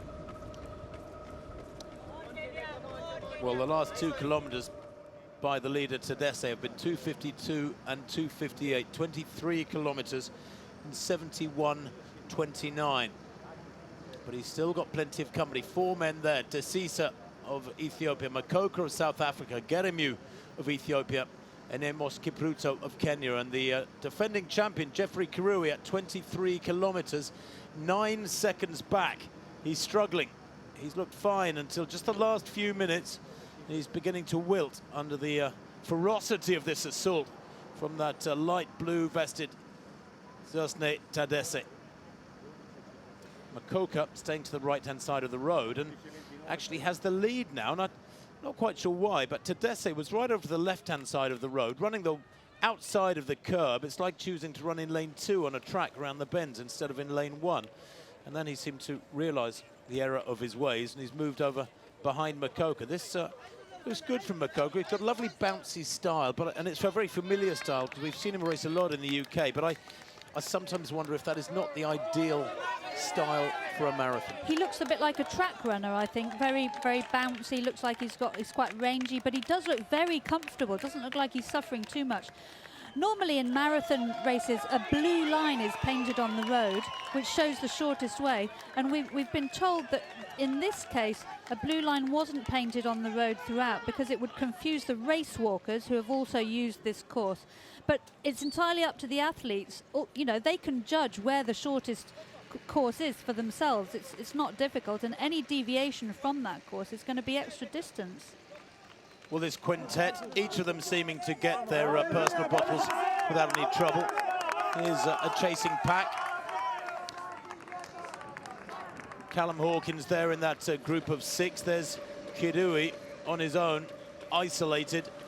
Difficult period this for him. Does he run on hard here and hope those ahead of him will begin to peel away from what is admittedly almost an unrealistically vicious tempo that Tadesse is laying down.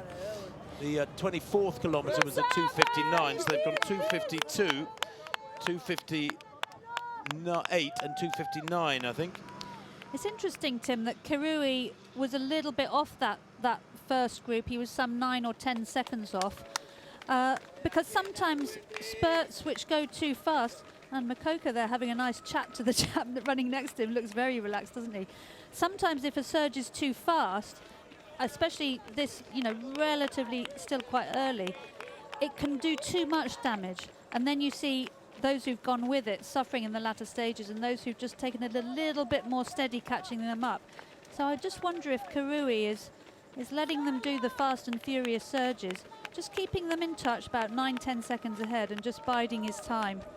Well, I'd be more ready to believe that if this pack didn't include athletes of the caliber of Desisa, of Kipruto, and Makoka, for that matter. Musobo of Uganda. Well, Uganda, of course, had a gold medal at these games in the women's 800 meters, and Fred Musobo, world mountain running champion 4 years ago, was a bronze medalist in 2017 in the world mountain running. It's only his 4th marathon, And his last race in when he was second in the Rio Half Marathon on the 18th of August. I suspect it was warm and humid down there, so that wasn't bad preparation. He ran 63.14, but he's a 2:06 performer. Back in April, he was third in Daegu in 2:06.56. That is his lifetime best, so he is strong, and he looks strong too, doesn't he? Looks pretty comfortable. He's isolated at the moment ahead of that group that's got Hawkins in it. Only 23 years old, Musoba, so he'll monitor his pace. I wonder if he's trying to close on that lead group. The only problem is, of course, that if you want to close in this group, you've got to be running sort of in the 2:52, 2:55 range per kilometre. Kirui is back with them, so they've clearly eased off. Now that's very interesting, isn't it? Because Tadesse led for, what, 3-4 kilometres at a vicious pace. Really dragged this group away from the rest of what was only 15-20 minutes ago, a massive pack. And now they've eased off, and I suspect those 5 there behind Kirui are just trying to recover from what was a really tough 3 or 4K. Yeah, Kirui looks very comfortable, doesn't he? The elder statesman of marathon runnings, having nothing to do with the surges of Tadesse, the half marathon specialist. So Kirui now through 25K, leading the men's marathon here at the Doha World Championships through 25K in 1:17.38, and we can bring you news a little bit further down the field. So through the top group of 6 are through 25K, and any moment now Callum Hawkins, who is down in 8th place, will be going through 25K. Following him is Ratchik of Italy, and just behind, sorry, we're just refreshing the splits, and Stephen Kipruto looks like he's down in about 14th place, so the former Olympic champion some way off the lead, and Mohamed El Arabi of Morocco in about 13th place. Well, at 25K, Kirui leading from Kipruto. Geremew, Makoka is there as well. Tadesse, of course. And he's making a very stout defense of his title. The time at 25K, 77.38, as you can see. And that would suggest a winning time of around the 2:11 area. But I suspect we'll see that gradually come down. And the reason they're able to move so well is because, if you have joined us in the last half hour or so, and we haven't mentioned in that time, conditions on the Corniche and here in the city of Doha, the capital of Qatar this evening, are far, far kinder for those walking around in the outdoors, whether they're in a marathon race or not. The humidity is way, way down, below 50%. It's about 29 degrees, but it's much, much cooler.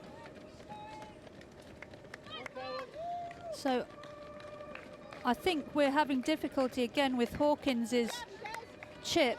He's running there with Lonyangata and Korea, who are currently in 8th and 9th place, but there's no mention of Hawkins in our computer chip timing, so there's definitely something gone wrong with his chip. Hawkins currently in about 8th and 9th place with that group. Well, the race is building nicely. We're just past halfway. Remember, the leaders went through in 65.56. Let's have a look at the story so far, with the climax a little while away yet. Well, the early stages of the race saw the Paraguayan leading and building up a very big lead. Derlis Ramon Ayala Sanchez. The various international flags out along the side of the course are plenty. Remember, 42 nations here amongst these 73 starters. And while the big pack tried to negotiate, and look at that, Jari there of Zimbabwe saying, I couldn't get hold of a drink, this is ridiculous. You've got to look after yourself, every man for himself. While Ayala was building up a big lead, that pack was struggling at the drink stations. But it was inevitable that he would be reeled in, and indeed he was, just before halfway, and almost simultaneously dropping out about a minute after he was passed. Now, they take the turn there at the northern end of the circuit. And this pack of, what, 6 athletes who go through, with Callum Hawkins in there, and I think Miucci is in there as well, the Italian. Is that a couple of Moroccan vests there? I think that the Italian in that group may have been Ratchik. We'll bring you confirmation of that in just a moment. And Musobo of Uganda completely isolated between the lead group of 6 and group 3. Yeah, Musobo looks strong, doesn't he? I mean, that group behind, what, probably 30, 40 meters back, and yet they're not closing, and he is running on very strongly. Interesting to see that left shin is taped. I don't know if he's been suffering from shin splints.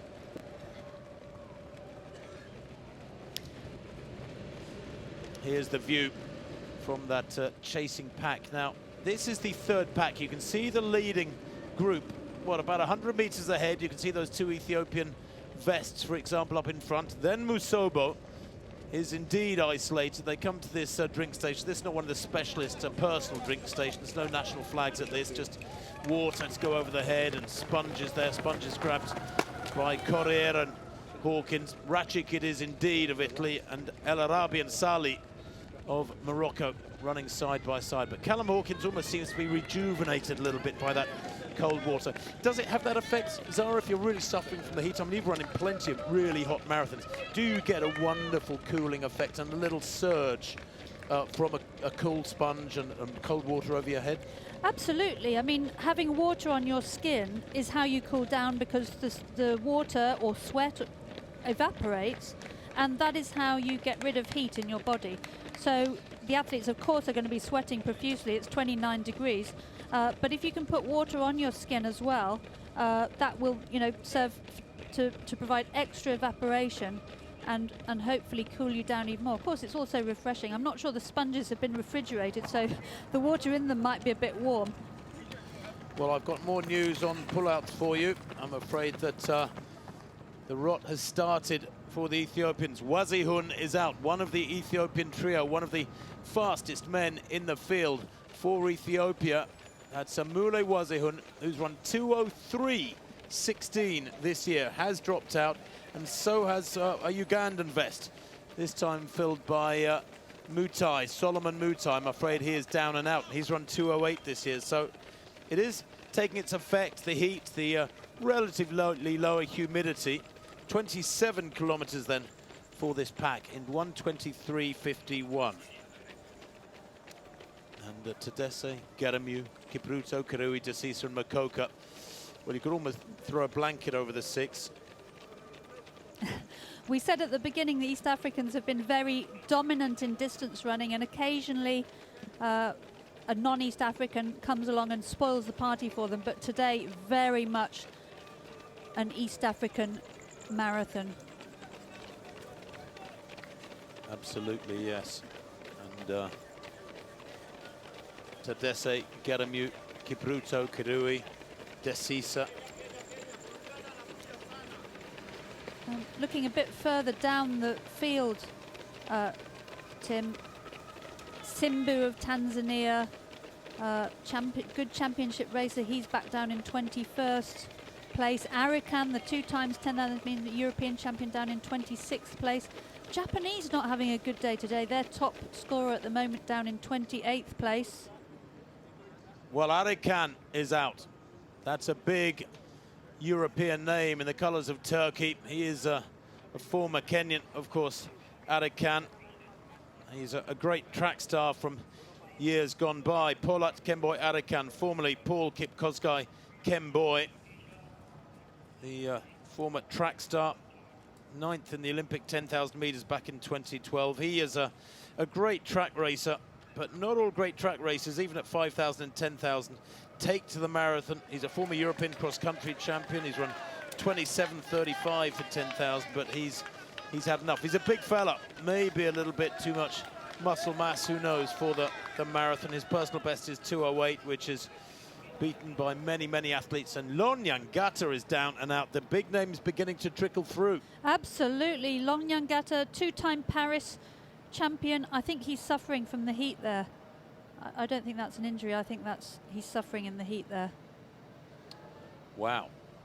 Interesting, actually, that in hot conditions, the smaller you are, the easier it is to dissipate heat. So these kind of conditions really favour the smaller athletes, and Lonyangata is one of the taller athletes in this field. So I just wonder if that's contributed to any suffering from the heat he may be experiencing. These athletes look quite big on your screens, but believe me, they are absolutely tiny. When I was racing, I was down at about 49 to 50 kilos. I met men, Japanese, Kenyan men, who weighed less than that. Wow, they must have been small. You're not exactly the size of a barn door now, Mara.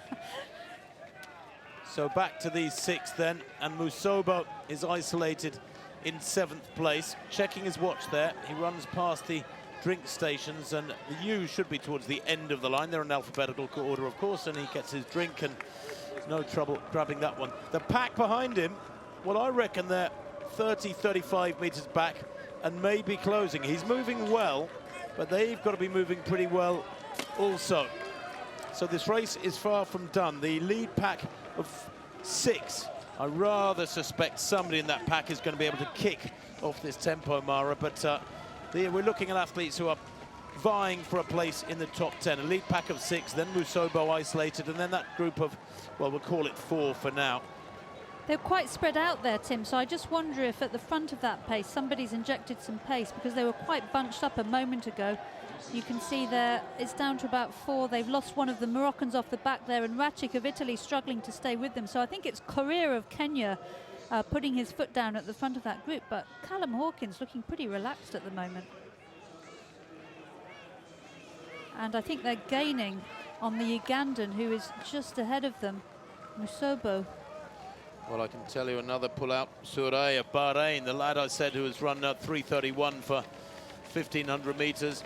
He's a 2:07 performer. He's down and out as well. So they are beginning to rack up. And it's not really, I think, because of the steamy hot conditions, because they're not steamy hot conditions. It's warm, it's pretty warm, but it's certainly not nearly as humid as for the last couple of weeks here. But they are just athletes who have run too hard to this point. And we certainly, Tim, haven't seen as many dropouts as we saw in the women's marathon. Quite early on in that race, some of the athletes were dropping out, but we've seen much fewer in this race. It is some 3 degrees cooler, but what I think makes the most difference is that the humidity has dropped dramatically. Well, I'll tell you what's interesting. Kipruto there, passing a drink to Makoka, as if to say, look, the gloves aren't off yet. We're all chums. When we get to 30k, maybe into the last 10k, then I'm not sure I will be quite so friendly. I certainly think that's the way my mentality would work, is that we're all running along side by side, relatively comfortable, waiting for the fireworks to really begin. But is it, a lot of coaches would say, what are you playing at? You're actually helping an opponent when we're getting towards the business end of a marathon.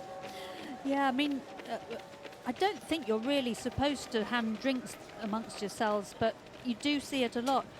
Interesting then, Makoka keeps looking behind. I don't know what he's looking for. And he was, a few moments ago, we saw him chatting to the man next to him.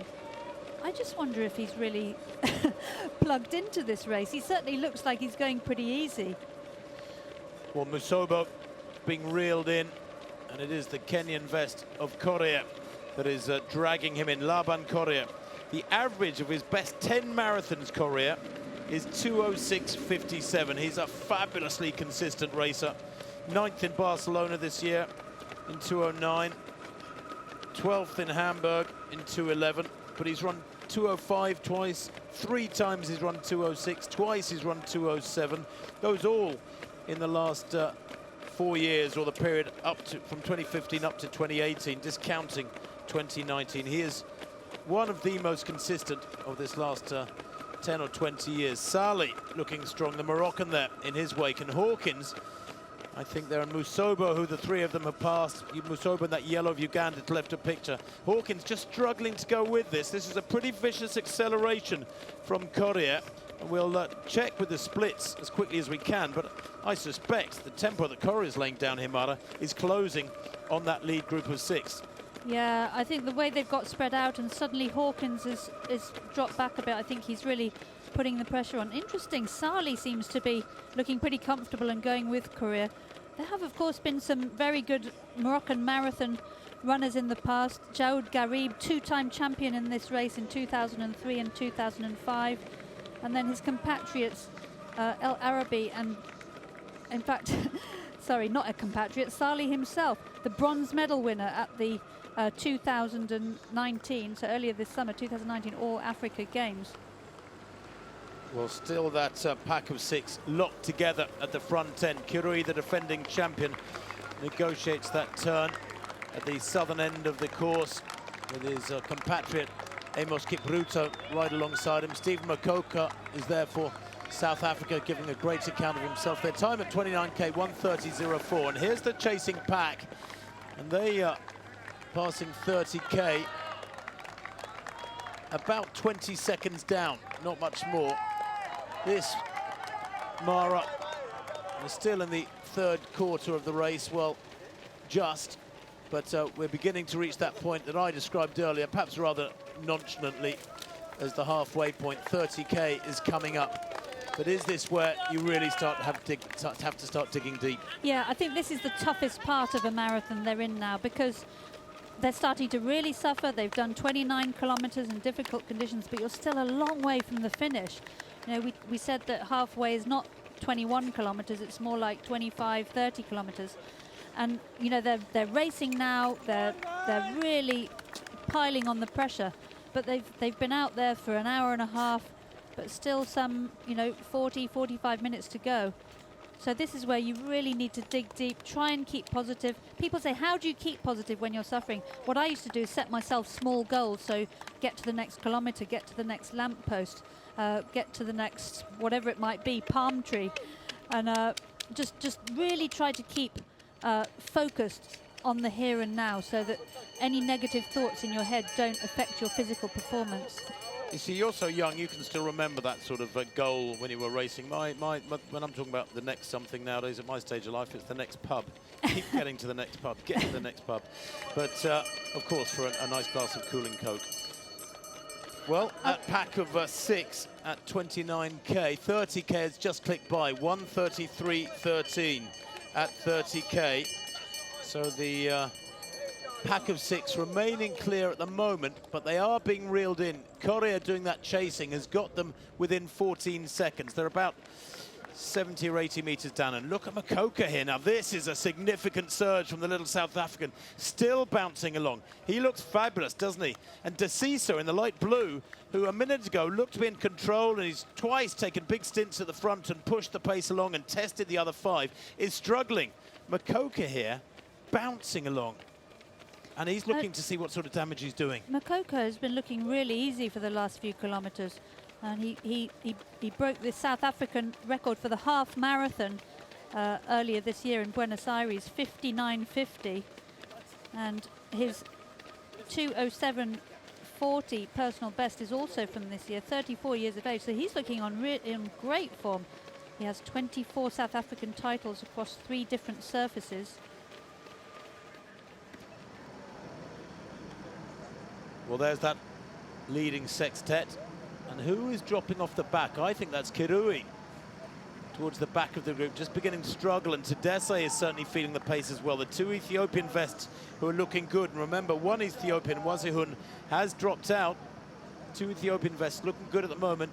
Mokoka there to the right of that lead group, just glancing to his left, almost as though he's saying something to the Ethiopians. I'm not quite sure what. Maybe he's saying, look, I'm feeling good, but I don't want to be the guy who has to lead the whole time and keep surging. I think Mokoka is clean to break this group down from 6, and perhaps he feels it's a little too big. And if he isn't the one continuing to push and it slows, then all that hard work is wasted, because you can see in the background athletes beginning to close in. And I think that is the Moroccan vest of Salih, Hamza Salih, who is beginning to close in 7th place.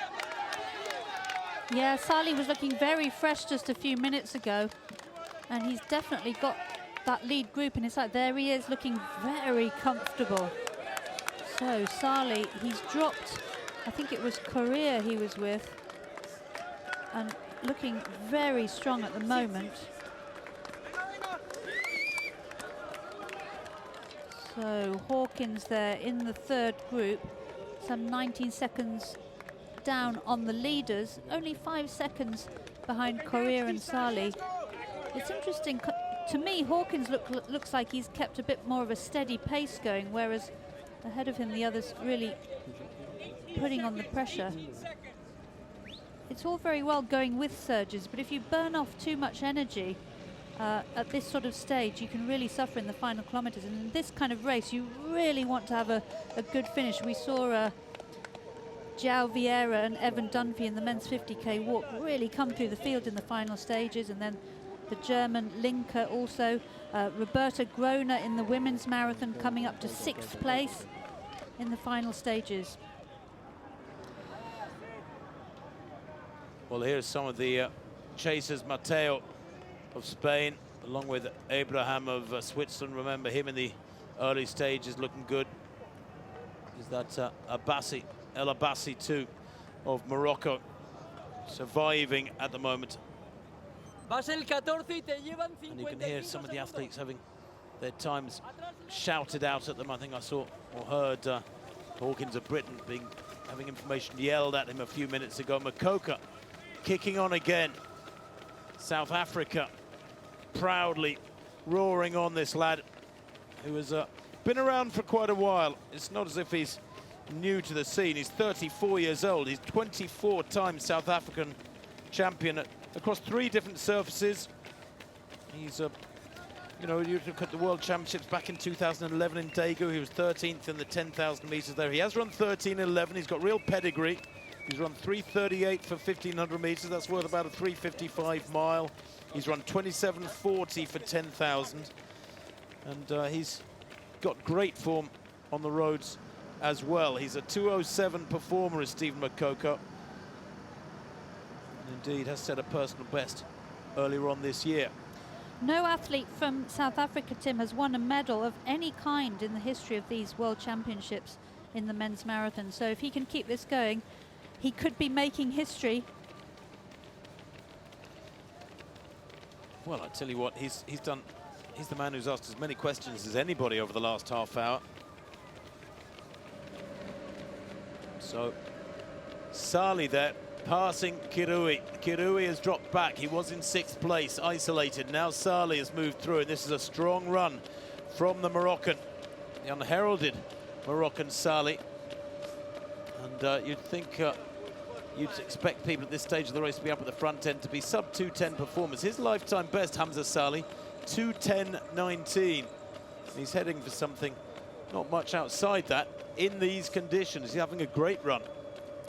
A relative newcomer to the marathon, Tim. He's only done 5 marathons, according to our records, but he did win the bronze medal at the African Games half marathon earlier this year. Personal best in the half of 62:45, 26 years old. So Hawkins there. Hawkins, I believe, currently in 9th place. We'll bring you the latest splits as soon as we get them. And the latest splits from the leaders, Makoka, Kipruto, Geremew, and 2 others, they were on 3 minutes per kilometre, which is just about 2:08 pace. So, interesting that in these cooler temperatures, we're seeing a much quicker pace than I was expecting. Currently, certainly not going to be the slowest ever winning time in these World Championships, as we've seen in all the outdoor races so far here.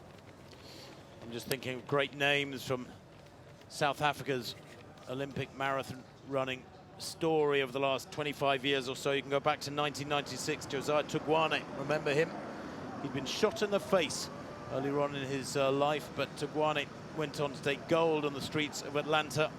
Hendrik Ramala took the New York Marathon title, I think. Now, he was a good example of a half marathon runner who had to really persevere and bet himself into the marathon distance. He was a great half marathon runner, several times under the 60-minute barrier when it was very rare. Took him, I think it was until about his 5th or 6th marathon, he actually got it right. And of course, distance running in South Africa is massively popular. This Comrades marathon, as they call it. What is it 56 miles, Comrades? It's roughly 2 marathons end on end. Yeah, and it alternates. One year it's uphill overall and the other year down. Also the 2 Oceans Ultra, another classic, iconic race in South Africa. Well, you know what, I've heard in the past, obviously, that there is a downhill version and an uphill version, but apparently there's not much difference. The downhill is still very, very tough, I understand. So, Yeah. it's probably the most famous ultra-distance race, and what is it? Is it about 20,000, 30,000 run it? It's a monstrous event. Yeah, it's a huge event. I've heard that the downhill is tougher also on your quads. So Salih there looking very comfortable but isolated. Well, he is, and there's, I think he's having a little bit of a breather now, maybe. He's past Kirui in the background there. He was only about 30 meters back. And Kirui now being reeled in by Korea. We saw that surge, that charge from Korea a little while back, and ironically, the target he's had for the last few minutes has been his compatriot. A grimace there from Korea. Jeffrey Korea, the defending champion, who himself is a fabulous track runner, 26.55 for 10,000 meters back in 2012. I don't think he's going to be retaining his title here today. And look at that little glance of camaraderie from the defending champion to Korea, who eases past him. Jeffrey Korea is only, Kirui rather, is only 26. Laban Korea, to the right of picture, 33 years old, maybe showing the wisdom of experience of those additional years. Here's the man who's so much consistency over the full marathon distance again and again. They negotiate this northern split, or this northern turn, I should say. Callum Hawkins going well. Well, I thought the way Laban Korea eased away from him 10 minutes ago, Callum was hitting a bad patch, but he's actually seems to be rejuvenated and is still going strongly. Interesting there, we saw Callum Hawkins take quite a wide path out of that turn. You can go close into the turn and take it wide on as you leave, as Callum just did there, or you can go wide going into it. Of course, I'm sure these athletes will have been practicing doing a U-turn, knowing that there were lots of U-turns coming up in this course. So now into the last 10k of this race, they're past 33, so into the last 9k of this race, and this is really where the race starts to really get going. So some of these athletes will be aiming to win.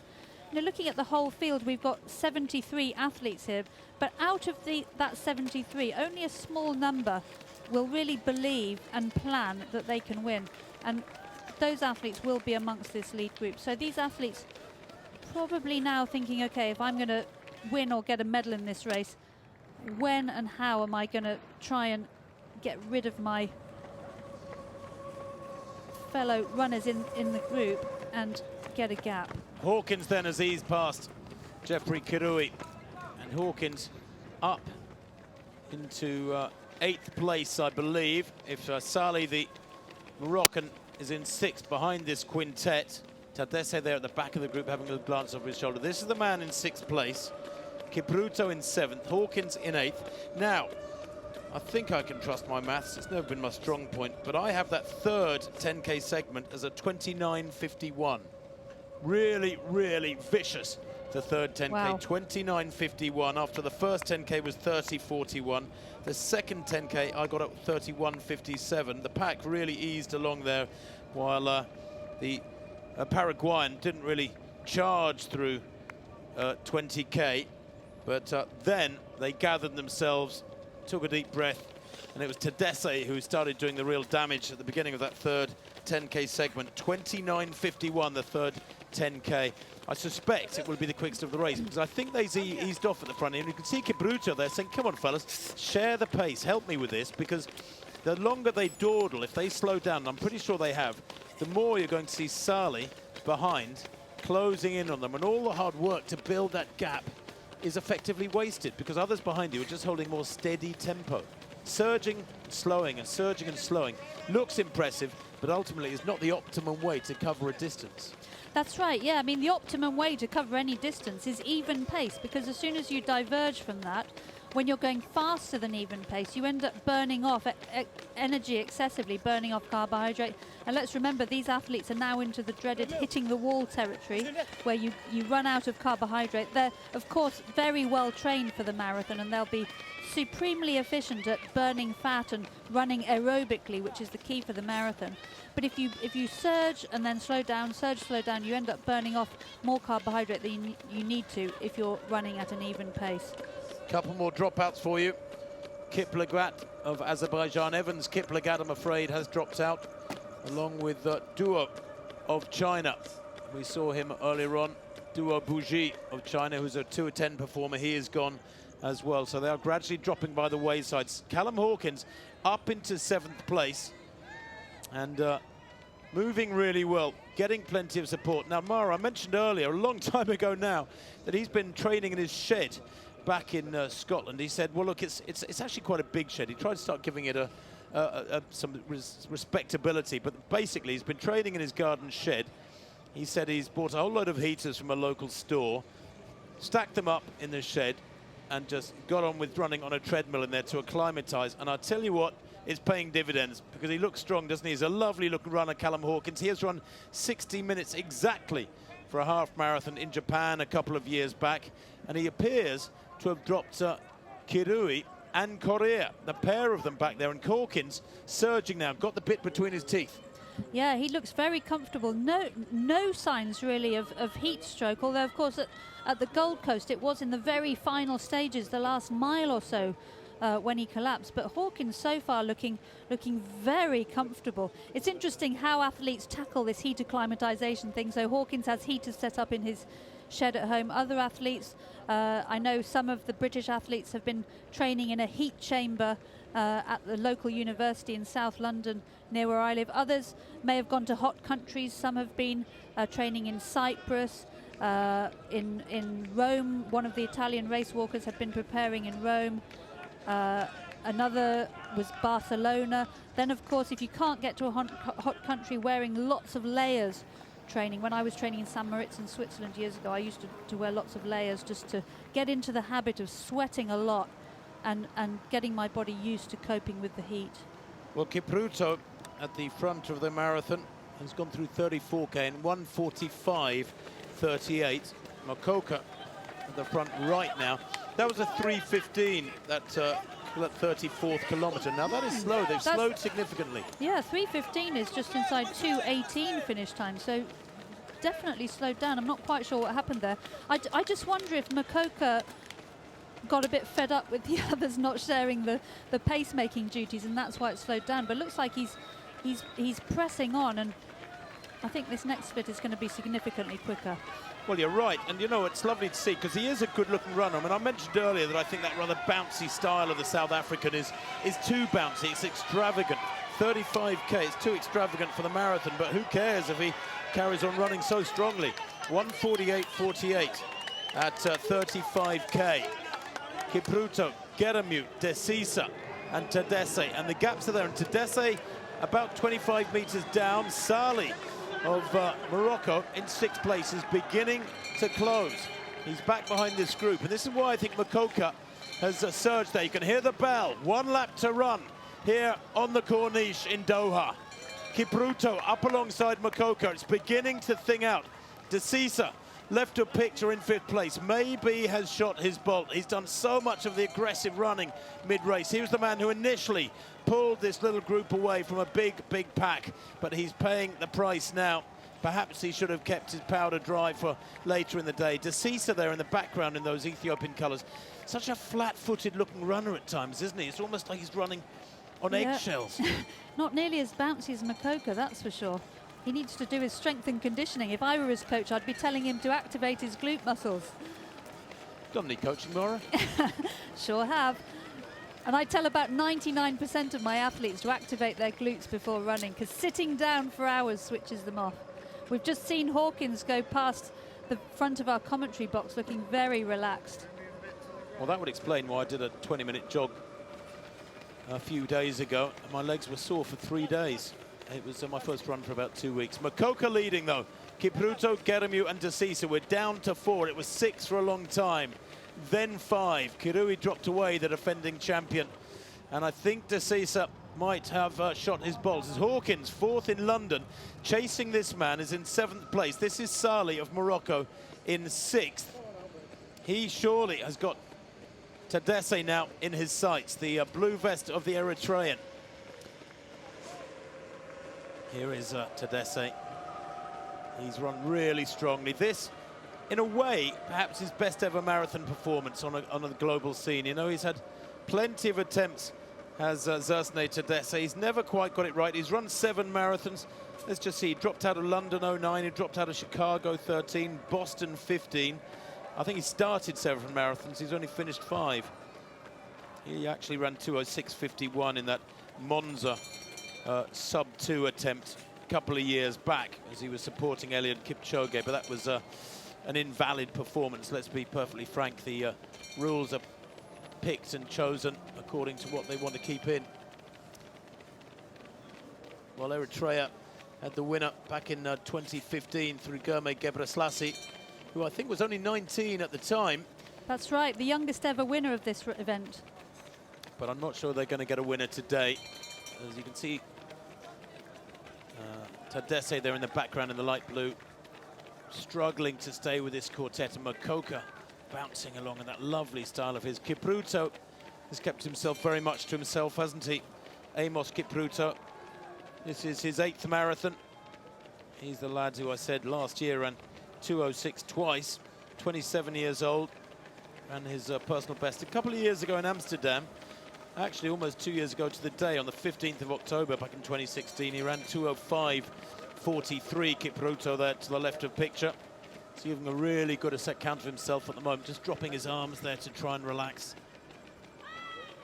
And the Geremew hasn't really taken a turn at the front either. He's been feeding off what everybody else has done. In fact, just thinking about it, you know, at Tadesse, they left a picture in the blue, dropping back in 5th, has been to the front at times. Mokoka has done plenty of leading.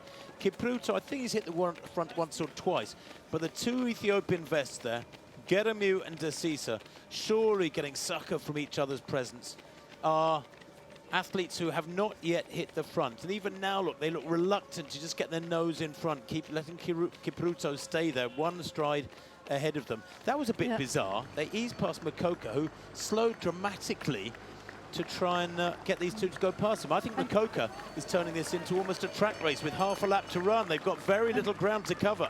And I think Tadesse there is in danger now of being caught by Salih, the Moroccan, and Hawkins. Well, this is Salih coming through, just a few seconds down. He's in 6th place, Hawkins in 7th place. They've got a target there, look at that. They're very, very close, all the first 7 within about 100 meters. Salih now being reeled in by Hawkins. There's a lowering of the hips there from the Moroccan. He's tired, and Hawkins is steaming up to his shoulder. And as the coaching manuals say, when you catch somebody, put in a little acceleration, demoralize them, pull away from them quickly. You can see Salih there try to latch into the slipstream of the Briton. Hawkins now has got quite a big gap ahead of him. Tadesse will be his next target. Absolutely, you've got to go right past athletes when you overtake them. Don't give them any chance to hang on to you and use you as a pacemaker. So Mokoka now a bit in trouble in this lead group. I think Desisa has put his foot down and spread them out. So the 2 Ethiopians trying to do some damage to the Kenyan Kipruto. We know what? They won't only be roaring this man on, Lelisa Desisa. They won't only be roaring him on in the streets of Addis Ababa, but in the city of Boston as well. Twice winner in Boston in 2013 and 2015. Ironically, he didn't finish the one in between. Boston 2014 he dropped out of, and then finished 2nd in New York later on that November. But his win in Boston 2013 was historic. It was one of the most memorable performances, not just because of his win, but because, of course, it came just a few minutes before that awful, awful bombing of the crowds near the finish line. And he gave his winner's medal to the city as a mark of respect in view of the terrorist bombings, saying sport should never be used as a battleground. Of course it shouldn't, but within the realms of sport itself, battlegrounds are very, very common. And this is a battle going on now. 4 does not go into 3. There are 3 medals up for grabs. We're on the final straight here of this marathon. And these men who are heading northwards, they've got, what, about 12 minutes of running to go. 37 kilometers done. They've got 5K to go, so probably a bit more than that. 37K, 1:54.55, and Desisa here beginning to turn the screw, making it hurt. All 4 of them in that group look pretty comfortable to me, Tim. I think we're in for a mighty burn-up to the finish. Geremew, that incredible 2:02.59 earlier this year, which at the time was an Ethiopian record, but now been bettered by Kenenisa Bekele just a week ago. Let's have a look at the gap. There's that leading quartet. Remember, 2 Ethiopians, a Kenyan and a South African. Those are the vests in the leading 4 there. Geremew and Desisa, Kipruto and Mokoka.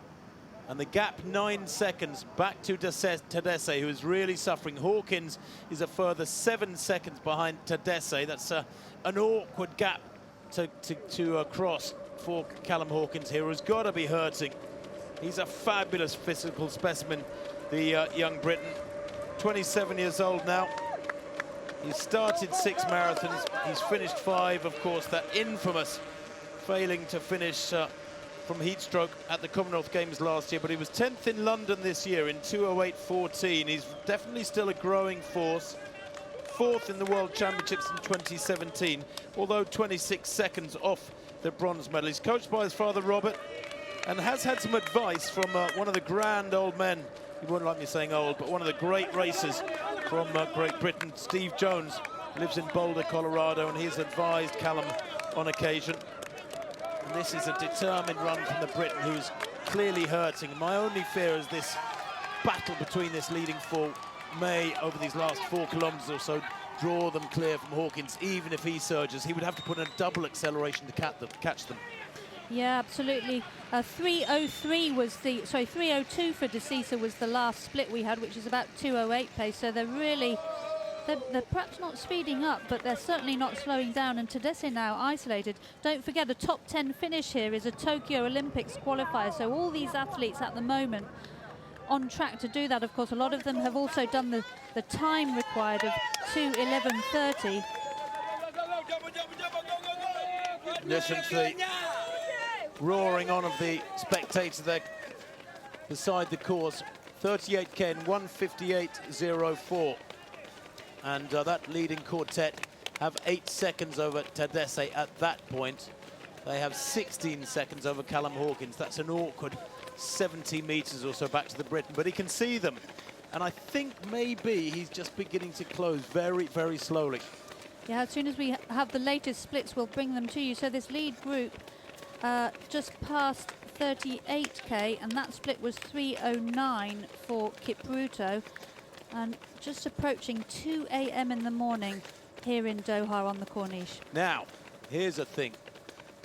Let's try and get Callum Hawkins' split. Hawkins, his split 3:07, so he's closed 2 seconds over the last kilometre. The Briton has 4 kilometres in which to catch them. The trouble is that he's 14 seconds down. He might just run out of Qatari roadway, and he's hurting, grimacing hard there, but he is closing on Tadesse, who has had a fabulous day at the races. He really has. At the age of 37, he's defied expectation. Whatever he finishes in now, Tadesse has run a wonderful marathon here in Doha. You have to give him credit. It's been a very determined attempt from him, and as ever, he's always been an aggressive racer, always likes to go to the front and rock from side to side and test his opponents. Well, today, that testing has led to his own undoing.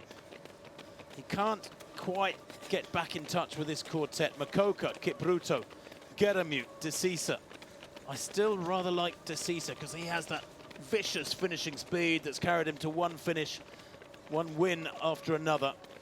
But place your bets, folks, because 2 hours on the clock now.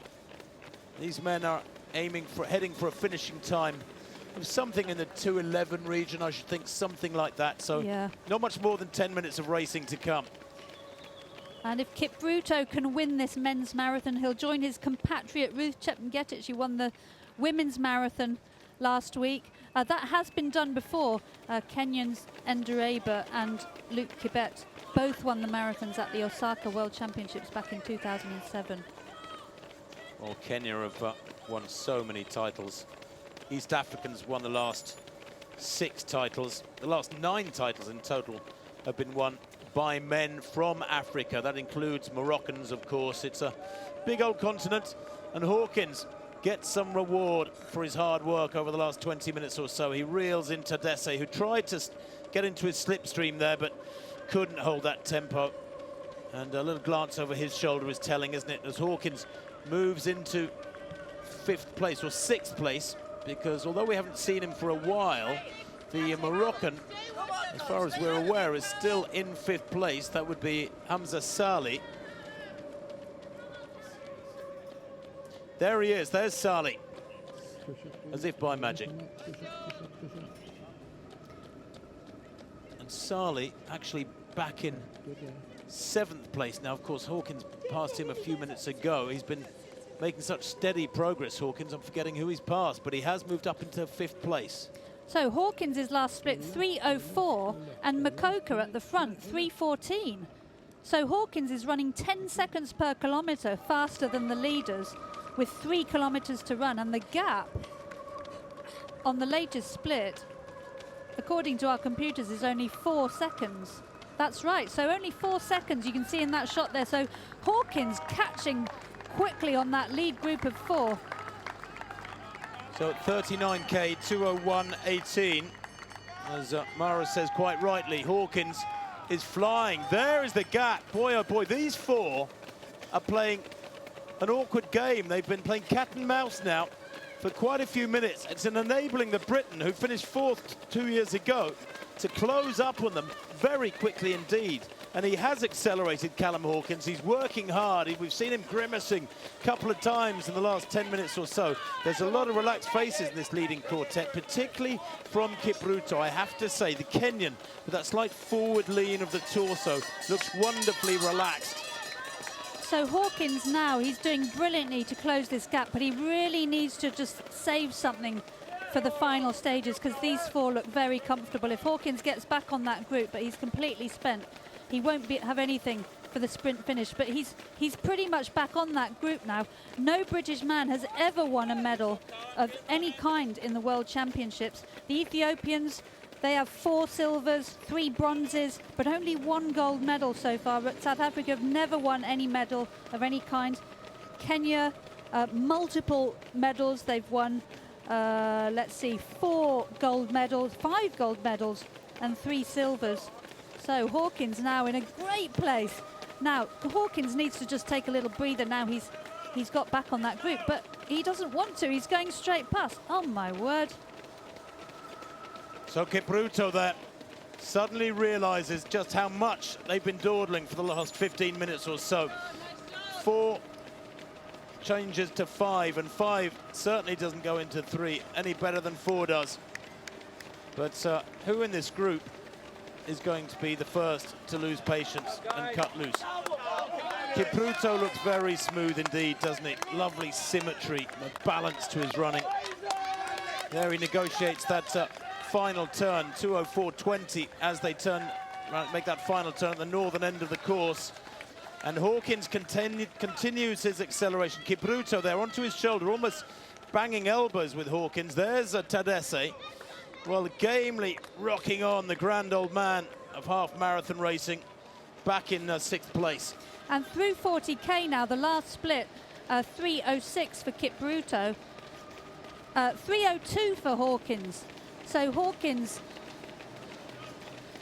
absolutely went like a train to close that gap. Callum Hawkins of Britain then.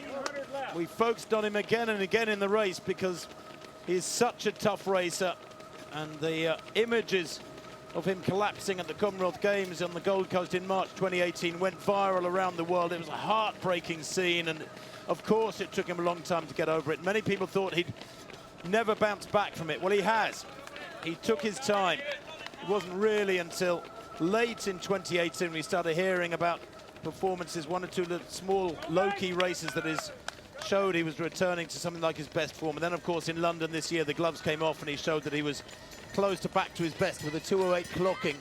And you can see that Mokoka is dropping away off this group. Well, Hawkins has done so much hard work to regain contact with the leading quartet. He's gone up past them, continues to surge, and it has done possibly for the South African, Stephen Mokoka, who I thought has looked fantastic for the second half of the race throughout. But Hawkins finished 4th 2 years ago. Can you imagine finishing 4th a second time in the World Championships? I'll tell you an athlete who does know that feeling. a certain Briton called John Brown. 4th in 2 consecutive Olympic marathons, can you believe? And he was an angry man after the second performance because he felt he was competing against athletes who were, let's just say, not the real deal. He's become a Canadian citizen now, John Brown. I know he'll be watching this over in Vancouver. But Hawkins here, a proud Scotsman. They'll be yelling him on in the pubs of Scotland, in Glasgow and Edinburgh and every other city throughout that proud nation, even though he's in the colours of Great Britain. But those 2 Ethiopian vests, and Kipruto in particular, for my money, clinging on and looking pretty comfortable. Hawkins, I hope and pray, is not becoming the sacrificial lamb here that has helped these other 3 rid themselves of Makoko, because none of them put in the work to do so. It was a quartet that probably for about a 20-minute period just looked so comfortable. None of them was able to whittle it down. It's ironic that the man that's caught them has been working so much harder the last half hour, has come up and has whittled it down. That's right, this is the danger. If you're dawdling along and you really know you have to make the pace go faster and nobody will do the work, you have to do it. And so the 3 Africans now, and Hawkins struggling to stay on that group. Can he just hang on and dig deep and hang on to the Ethiopians and Kipruto of Kenya? So Callum Hawkins now in 4th place. This is what I feared, that those 3 were a little bit fresher than Hawkins. They've been idling almost, if I can put it like that, for about half an hour. Hawkins had closed up on them. Salih did so much of the hard chasing as well, the Moroccan, who is still back in 7th place. But these 3 look fresh for my money. 3 from East Africa, Kipruto, Desisa, Geremew. On paper, all of them many minutes faster than Callum Hawkins. Let's just remind you that the Britain's lifetime best is 2:08.14. Well, Kipruto has run 2:05.43. He's 2.5 minutes better. They've gone through 41k. They have just over 1,000 meters left, and Hawkins cannot go with it. Agonizing for the Briton. Makoko in the background in 5th place, still trying to run on hard and maybe battle for 1 extra place in the finishing order. But Hawkins here has done so well. He's had targets for the last 40 minutes or so, gradually reeling in 1 athlete after another.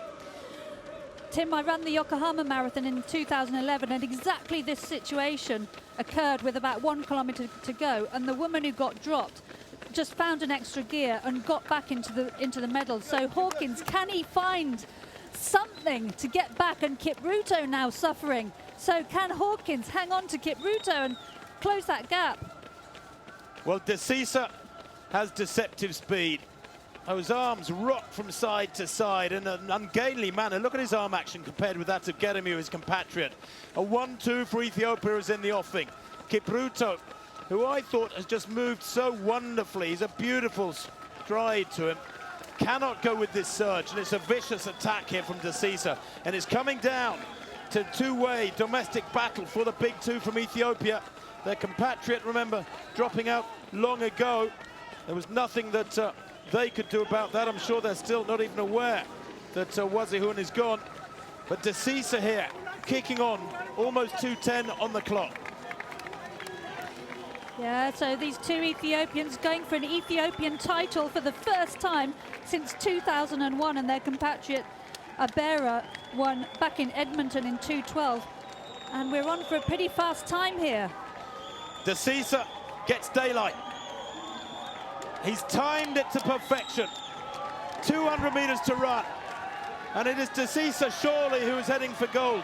Geremew, his compatriot, back in 2nd place. Kipruto will get the bronze for Kenya. Now, can Desisa be caught at this stage? Surely not. The finish line beckons. There it is.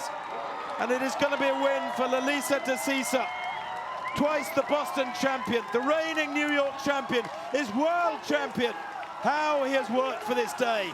His time unofficially 2:10.41, 2:10.44 there for Geremew. It's a gold and silver for Ethiopia. What a championships they've had.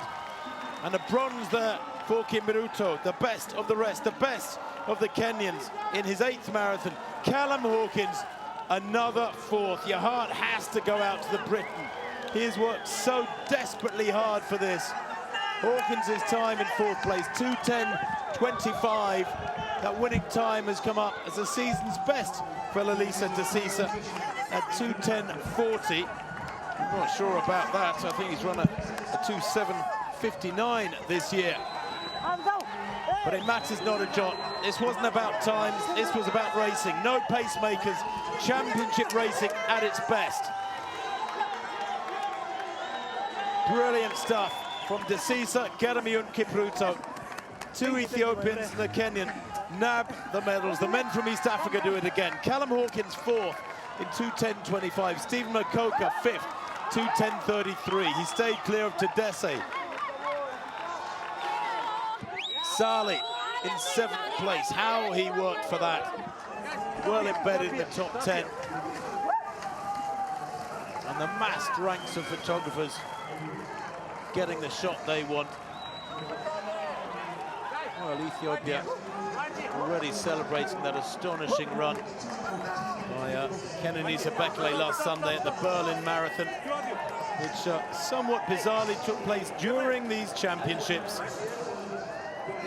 His winning time in Berlin, 2 hours, 1 minute and 41 seconds in a race with pacemakers on a dead flat course with almost perfect weather conditions, as is the case year after year in Berlin.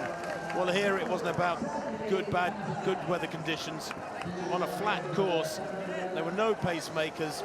The race and the pace seesawed backwards and forwards through the first three quarters, and then the men at the front found themselves joined by Callum Hawkins, and that was almost a spur to make this man Desisa kick away and run to gold. The party has started for the Ethiopians.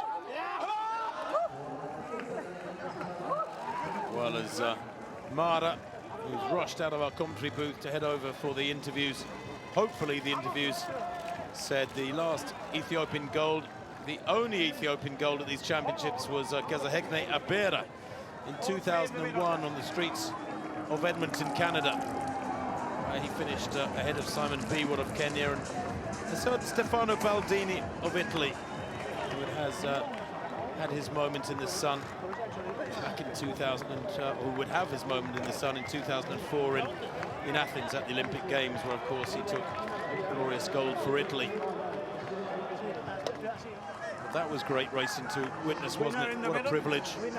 The halfway split, that was 65-56, so it was indeed negative splits here on the streets of Doha. Lelisa Desisa, his winning time confirmed at 2:10.40, much faster than I think we'd have seen had we had the same conditions as for the women's race 8 days ago. Mosinet Geremew 2:10.44, 4 seconds down for the silver for Ethiopia as well, and Kipruto 2:10.51 in third place with that bronze for Kenya. Hawkins contributed to the unfolding acts. Makoka did far more than his fair share. Tadesse likewise. He finished down in sixth place, the Eritrean, eventually in 2:11.29. But so many athletes played their part to make it a truly dramatic World Championship marathon. With 1 day to go at these 17th IAAF World Athletics Championships. Okay. Right here, guys. We were treated to true drama here on the Corniche. Okay, that's it. Here we go. Well, let's take a look back at some of the images of this race as we see the three medalists posing with their national flags and the satisfaction of a medal as reward. This, the winning moment for Lelisa Desisa, 2:10.40 as he crossed the line. That irresistible finishing speed that has taken him to one win after another over the years, yet again worked its magic. He is so strong, and it's desperately hard to raise a sprint on tired legs. He was second in Boston back in April, a winner here in a race of infinitely more significance, with all due respect to my friends in Boston. He is world champion, this young man, and at the age of 29, loves racing in North America. His personal best, by the way, was back in Dubai in 2013 in 2:04, and it was his debut That's all, his debut. He's run 15 marathons, in fact 16 including tonight. But he cannot go faster than that original race, his first ever marathon. All of nearly, 6 3/4 years ago, I suppose.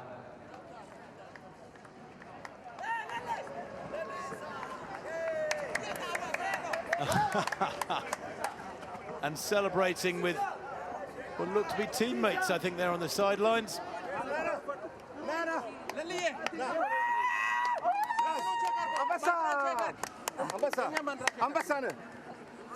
Lovely scenes of celebration. So proud. And his agent there gives him an additional hug.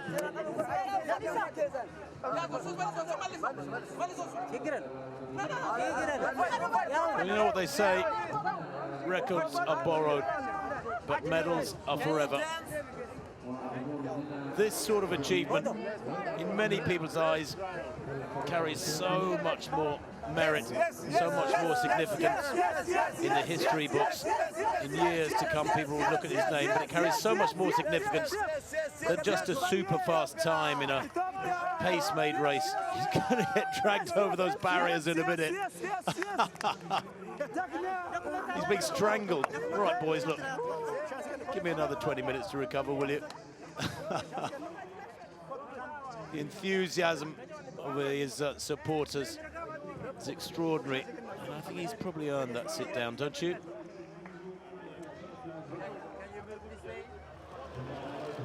Well, Mosinet Geremew, who took the silver medal, ran 2:02.55 in London this year to finish second behind Eliud Kipchoge, and he was, until last Sunday in Berlin, the fastest loser ever.